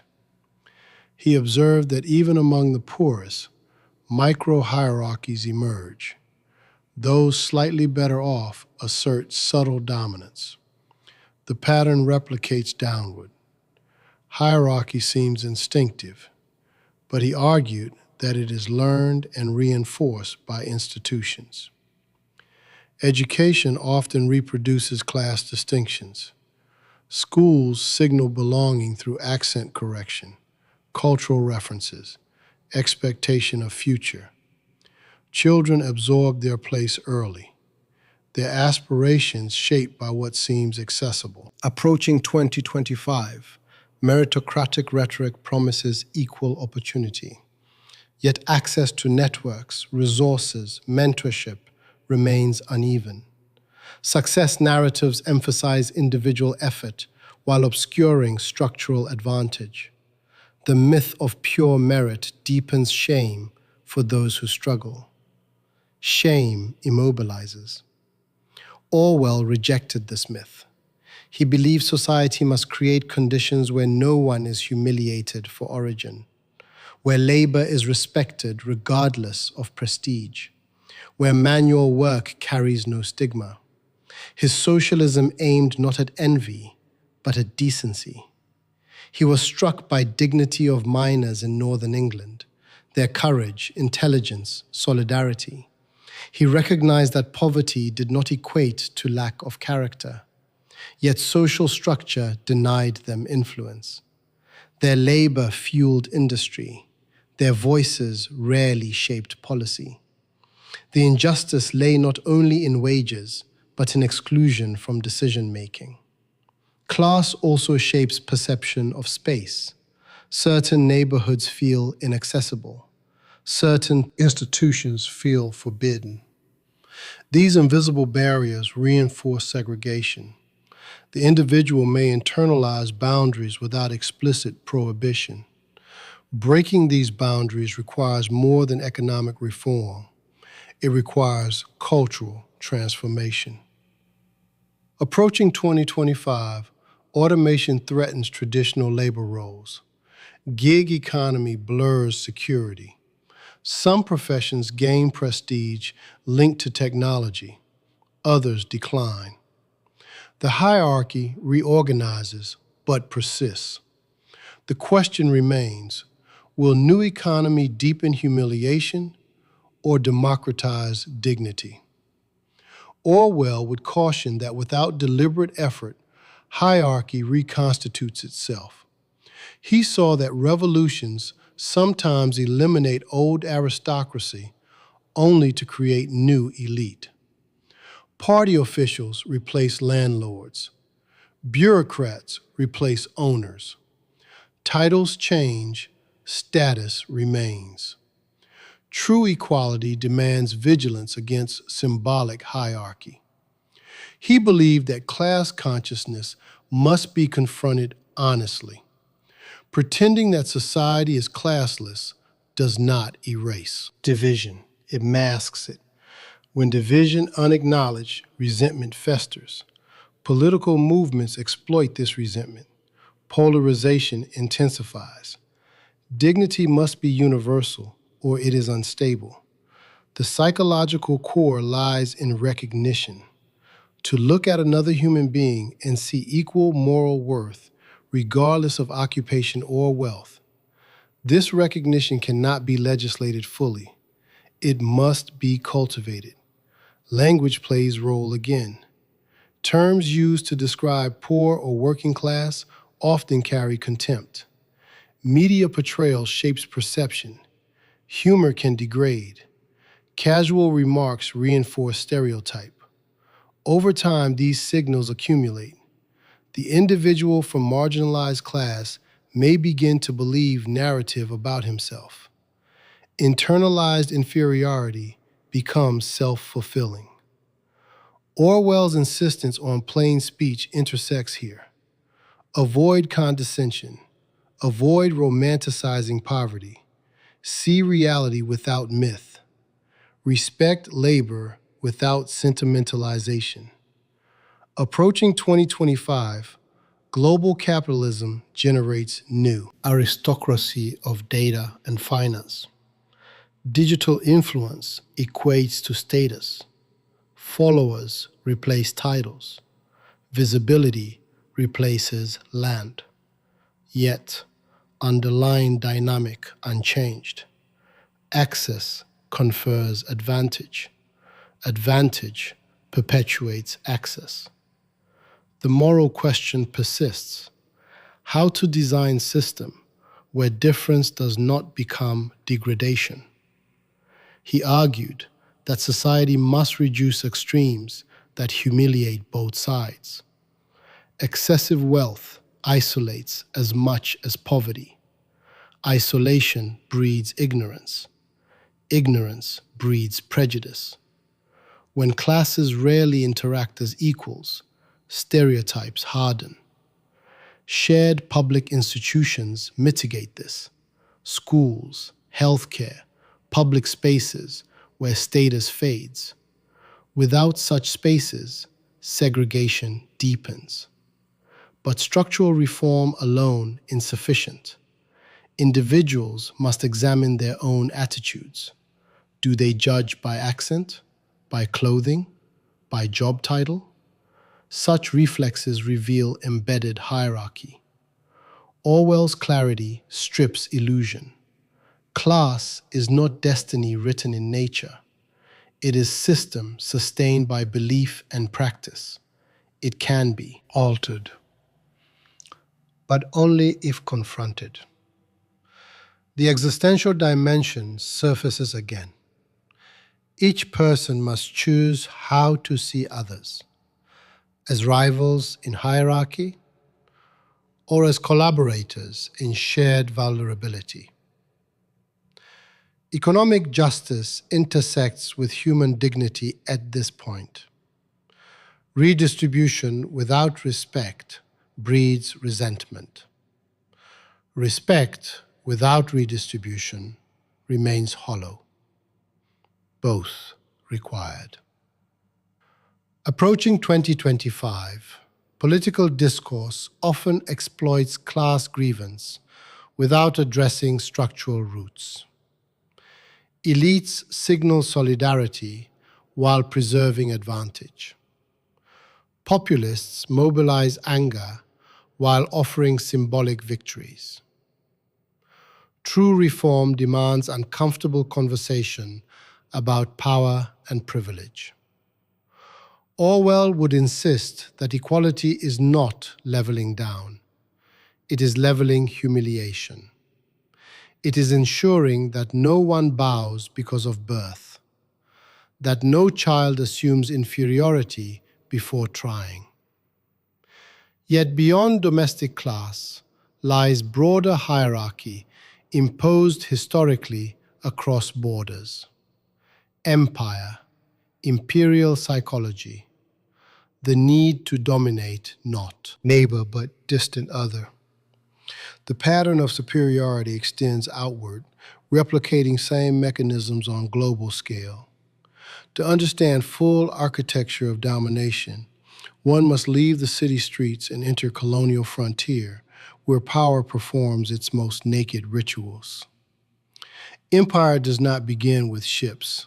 It begins with superiority. Orwell understood imperialism not as distant policy, but as psychological condition. He did not study it from academic distance. He enforced it. As a young colonial officer in Burma, he stood in uniform representing an empire that claimed to civilize. He discovered instead that domination deforms both ruler and ruled. The myth of empire is benevolence. The reality is hierarchy. Imperial power justifies itself through narrative of uplift. It speaks of progress, order, development. It claims that some cultures are immature, some peoples incapable of self-governance. Beneath these claims lies deeper impulse, the need to feel above. Superiority feeds identity. Orwell arrived in Burma carrying inherited assumptions that British rule brought stability, that empire served global good. Yet daily experience contradicted ideology. He saw resentment in the eyes of the colonized. He saw compliance without respect. He saw fear where propaganda promised gratitude. The performance of authority trapped him. His essay about shooting an elephant exposes imperial psychology with surgical clarity. Faced with an animal that no longer posed threat, he knew killing it was unnecessary. Yet a crowd watched. They expected decisive action from the white officer. His authority depended on spectacle. To appear uncertain would fracture image of dominance. So he fired. He later realized he acted not from conviction, but from pressure to perform superiority. The empire that empowered him also enslaved him. He could not act freely because he embodied role larger than himself. He was prisoner of expectations attached to his position. This is the paradox of domination. The oppressor becomes constrained by the need to maintain image. Imperialism thus corrupts both sides. The colonized internalize inferiority or cultivate hatred. The colonizer internalizes arrogance or fear. Mutual recognition disappears. Genuine human encounter becomes impossible within hierarchy. Orwell extended this insight beyond colonial borders. The same psychology operates wherever one group claims intrinsic superiority over another. Racial hierarchies, cultural hierarchies, ideological hierarchies.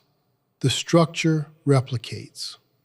The oppressor must believe narrative of natural dominance to sustain system. To question it would destabilize authority. Therefore, doubt suppressed. Evidence reinterpreted. Atrocities rationalized as necessary order. Approaching 2025, formal empires have largely dissolved, yet imperial psychology persists in subtler forms. Economic dominance replaces territorial control. Cultural influence spreads through media. Military interventions, framed as stabilization. The language evolves. The dynamic remains. Powerful nations speak of responsibility, of security, of global leadership. Beneath rhetoric often lies assumption of entitlement to decide for others. The danger lies not only in policy, but in mindset.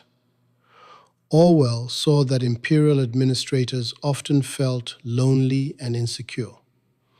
They feared appearing weak before colonized populations. This fear intensified aggression. Authority required constant demonstration. Violence became proof of legitimacy. Fear fuels domination. He also observed psychological damage among colonized elites who adopted mannerisms of rulers. They learned to speak like empire, to dress like empire, to distance themselves from their own communities. Internal division deepened, identity fractured. This internal colonization lingers long after political independence. Approaching 2025, globalization produces new forms of psychological dependency. Cultural products from dominant nations shape aspirations worldwide. Standards of success defined externally. Local traditions devalued. The hierarchy becomes internal without overt occupation. Orwell's insights remain sharp. Liberation requires dismantling superiority complex on both sides. Imperialism also reveals connection between power and narrative. Empires curate history to legitimize conquest. They emphasize achievements. They obscure brutality.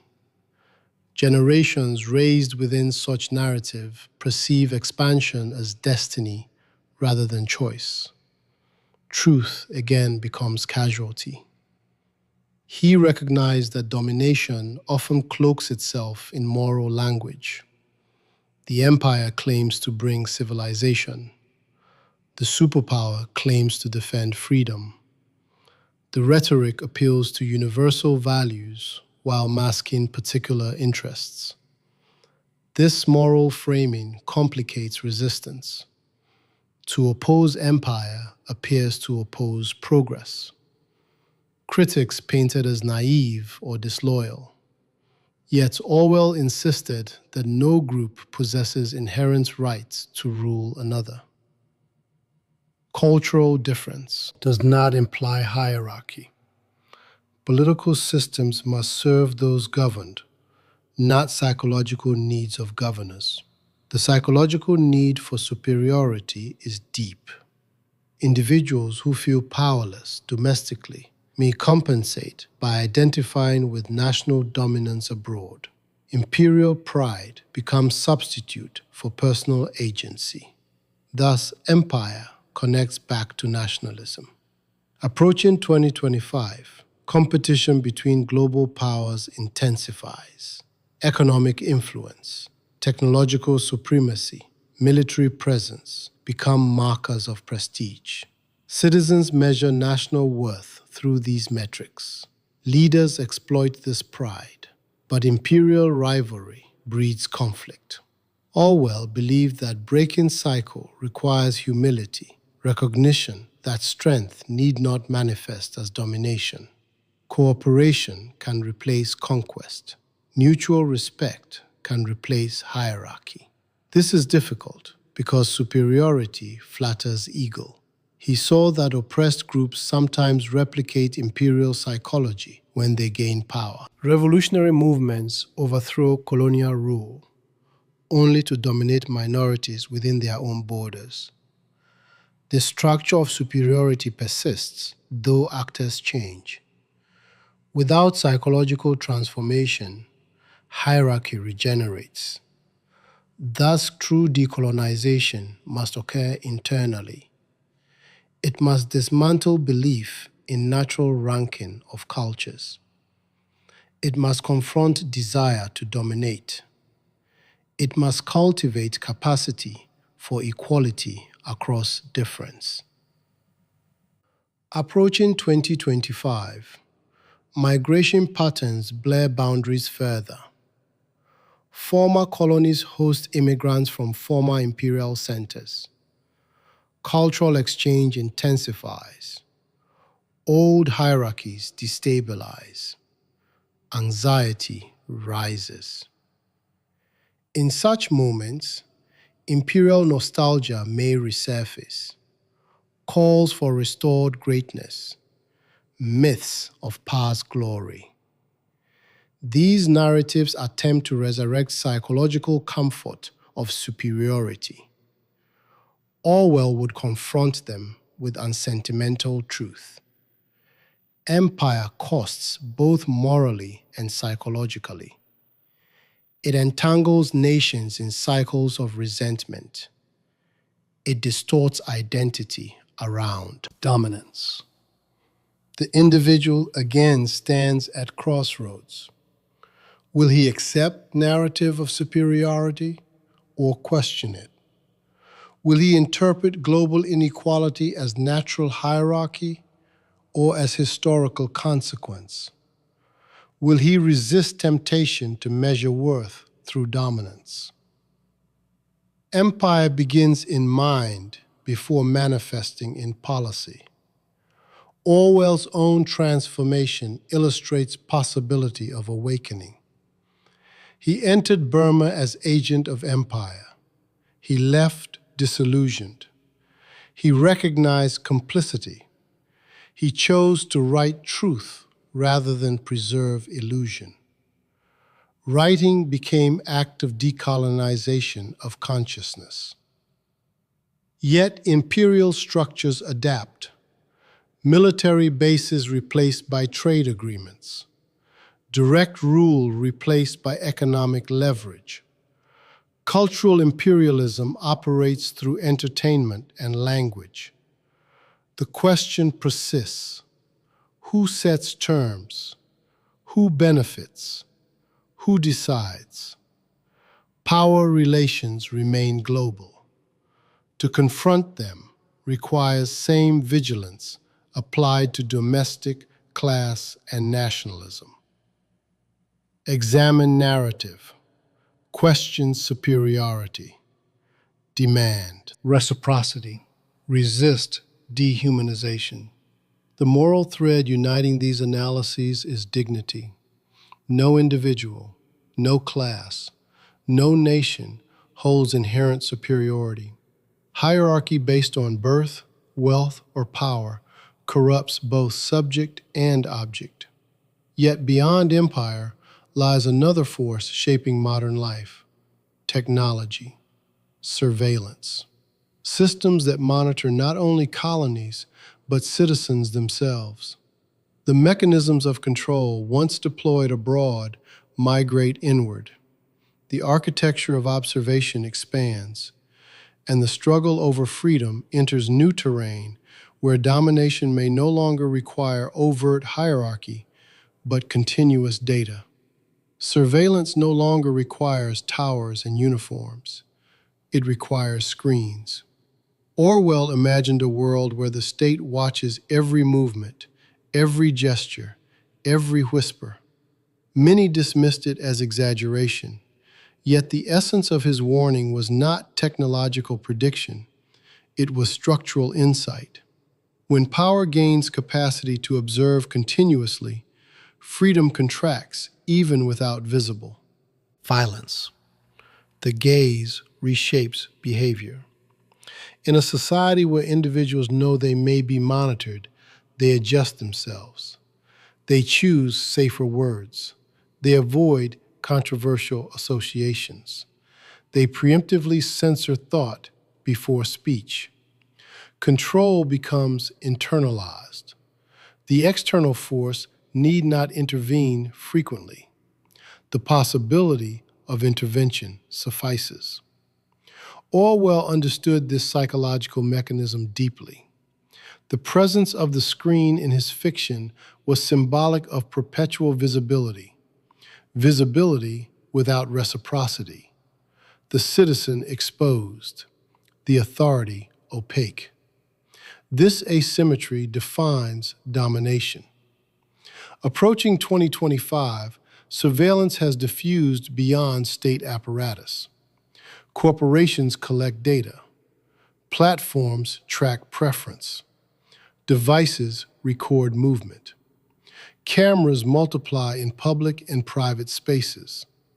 The justification varies: security, convenience, personalization, efficiency.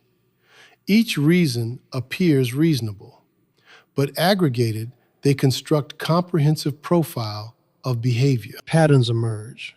Predictive algorithms anticipate desire. Attention steered subtly. Choice guided invisibly. The citizen becomes data set. Orwell's warning becomes tangible. The critical danger lies not only in what is done with data, but in how knowledge of observation alters consciousness. When individuals suspect their digital traces may resurface unpredictably, spontaneity decreases, experimentation narrows, dissent softens. The mind anticipates judgment. Unlike traditional tyranny, this system often operates with consent. Users accept terms. Citizens carry devices voluntarily. The surveillance appears benign because it offers benefit. The cost hides within abstraction. Data seems intangible. Yet power extracted from data is concrete. It informs advertising, shapes political messaging, identifies dissidents, predicts unrest. The infrastructure built for commerce may be repurposed for control. The line between public and private dissolves. Orwell grasped that technology amplifies pre-existing power structures. It does not create desire for control. It enhances capacity. If institutions lack strong ethical constraints, tools magnify abuse. The question becomes urgent. Who governs data? Who audits algorithms? Who ensures transparency? Without oversight, surveillance concentrates informational power beyond democratic reach. Approaching 2025, artificial intelligence accelerates this dynamic. Automated systems classify individuals by risk, preference, reliability. Decisions once made by human discretion, now processed through code. Accountability blurs, responsibility diffuses. Yet the psychological effect remains consistent. Awareness of constant measurement encourages conformity. Orwell would insist that privacy is not luxury, it is condition of freedom. Within private space, the individual experiments with thought, considers unpopular ideas, questions assumptions. Without such space, intellectual independence withers. He also warned that surveillance intertwines with propaganda. When information flow is monitored and curated simultaneously, perception becomes engineered. News feeds prioritize content aligning with predicted interests. Exposure narrows. Reality fragments. The citizen inhabits customized narrative. This personalization may appear empowering. It delivers relevance, but it also insulates from contradiction. Without encountering alternative perspectives, reasoning stagnates. Confirmation bias solidifies. Collective dialogue fractures. Freedom requires friction. Surveillance also alters relationship between past and present. Digital memory preserves statements indefinitely. Context collapses across time. A remark made years earlier resurfaces without nuance. Individuals learn to curate identity cautiously. Authenticity yields to strategic presentation. The burden of constant self-management increases. Orwell's concept of thought crime seems distant, yet subtle analogs appear. Not formal criminalization of dissent, but social punishment amplified by digital record. Reputations destroyed swiftly, careers altered, fear spreads, self-surveillance intensifies. Yet he would resist fatalism. Surveillance is a tool. Its ethical dimension depends on governance and civic engagement. Transparency can counterbalance opacity. Encryption can protect privacy. Legal frameworks can restrict abuse. But such protections require public awareness. Approaching 2025, many accept surveillance as inevitable. They trade privacy for convenience. They assume that only those with wrongdoing to hide require protection. This assumption misunderstands freedom. Privacy protects ordinary dissent. It protects experimentation. It protects minority opinion. Without it, conformity becomes default. Orwell emphasized that the most dangerous form of control is internalized. When individuals align behavior preemptively with perceived expectations, authority achieves dominance without overt coercion. Surveillance accelerates this alignment. The individual must therefore cultivate resilience to recognize monitoring, yet maintain integrity, to use technology without surrendering autonomy, to demand transparency from institutions.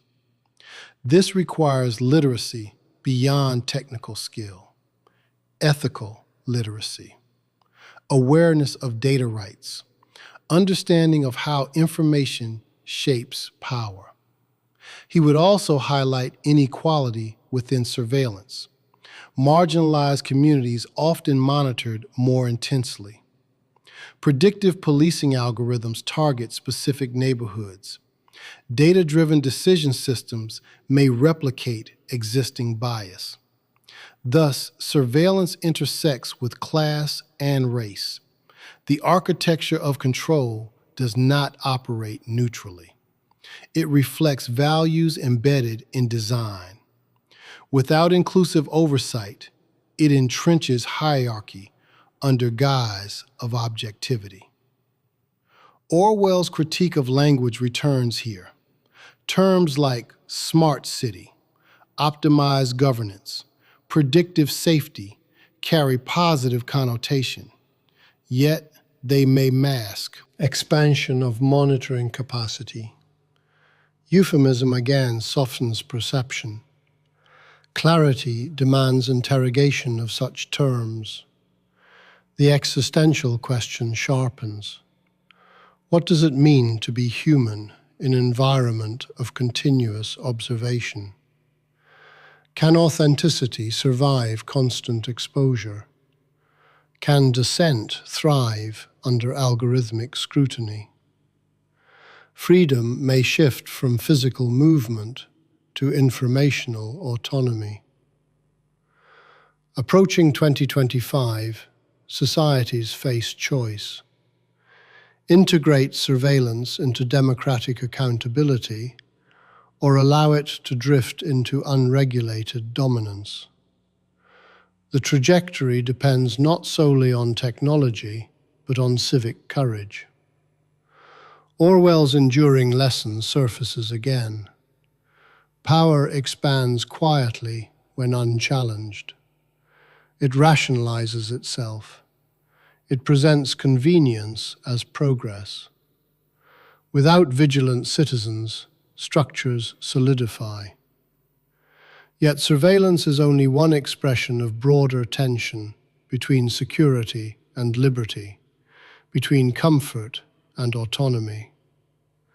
The deeper struggle lies in human willingness to confront uncertainty without surrendering agency, to inhabit world of risk while preserving dignity.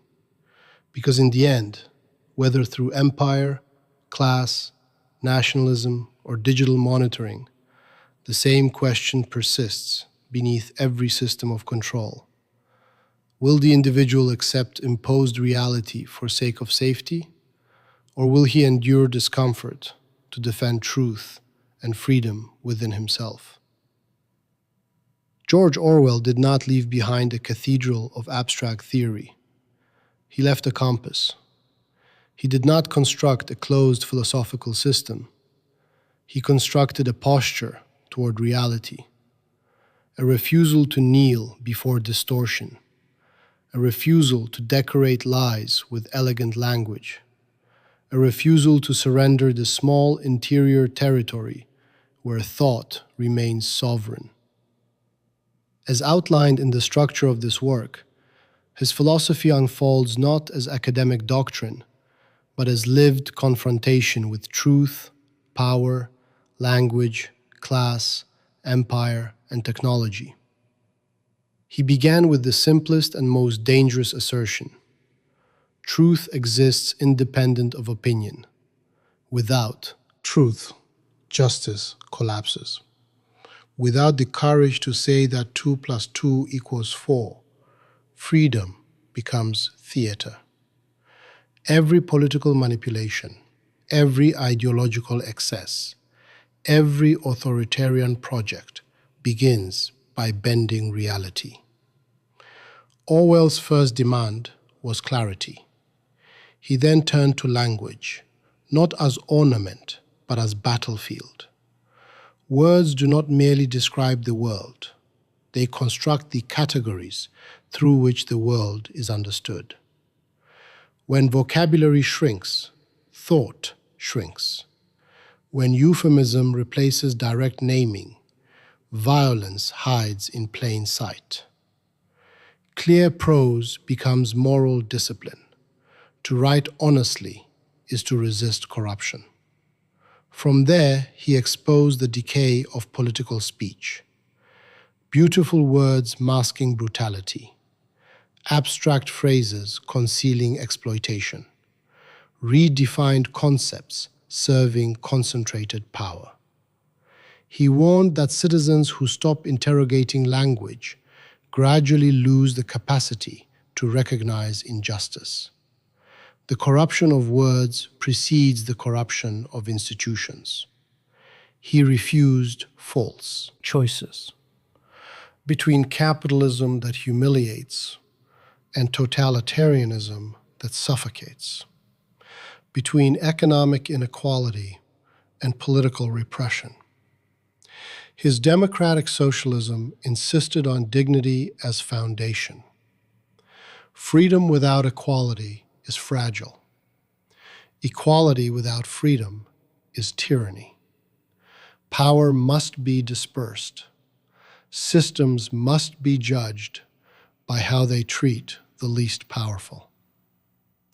He understood the ruthless logic of power. It reshapes those who wield it.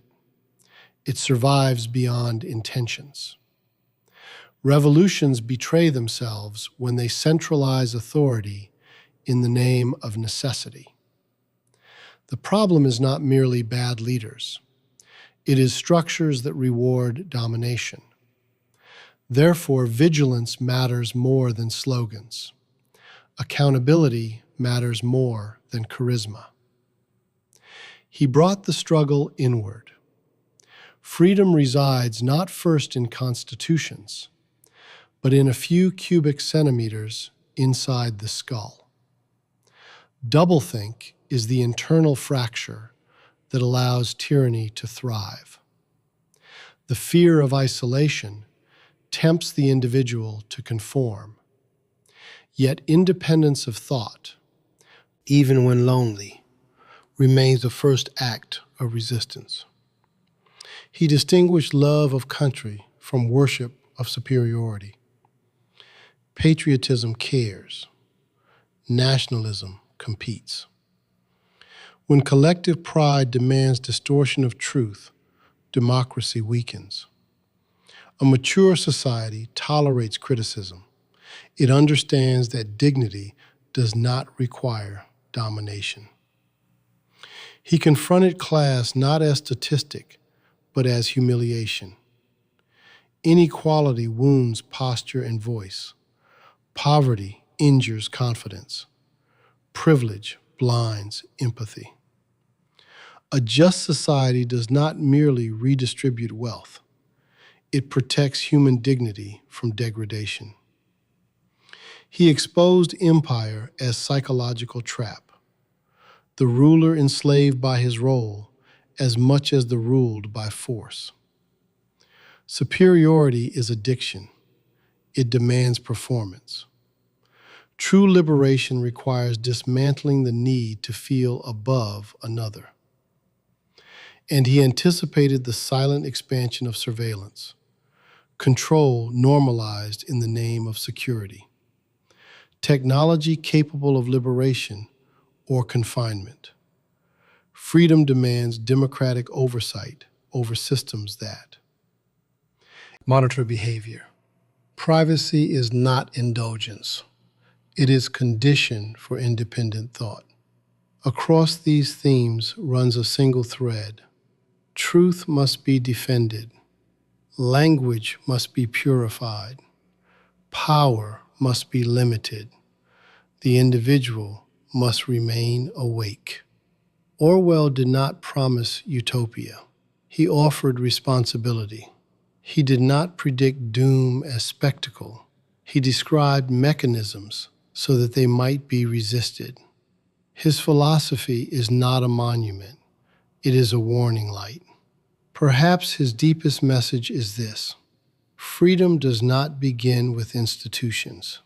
It begins with perception, with the decision to see the world as it is, to call things by their real names, to refuse the comfort of collective illusion. And in that decision, quiet and often unseen, the future of dignity is determined.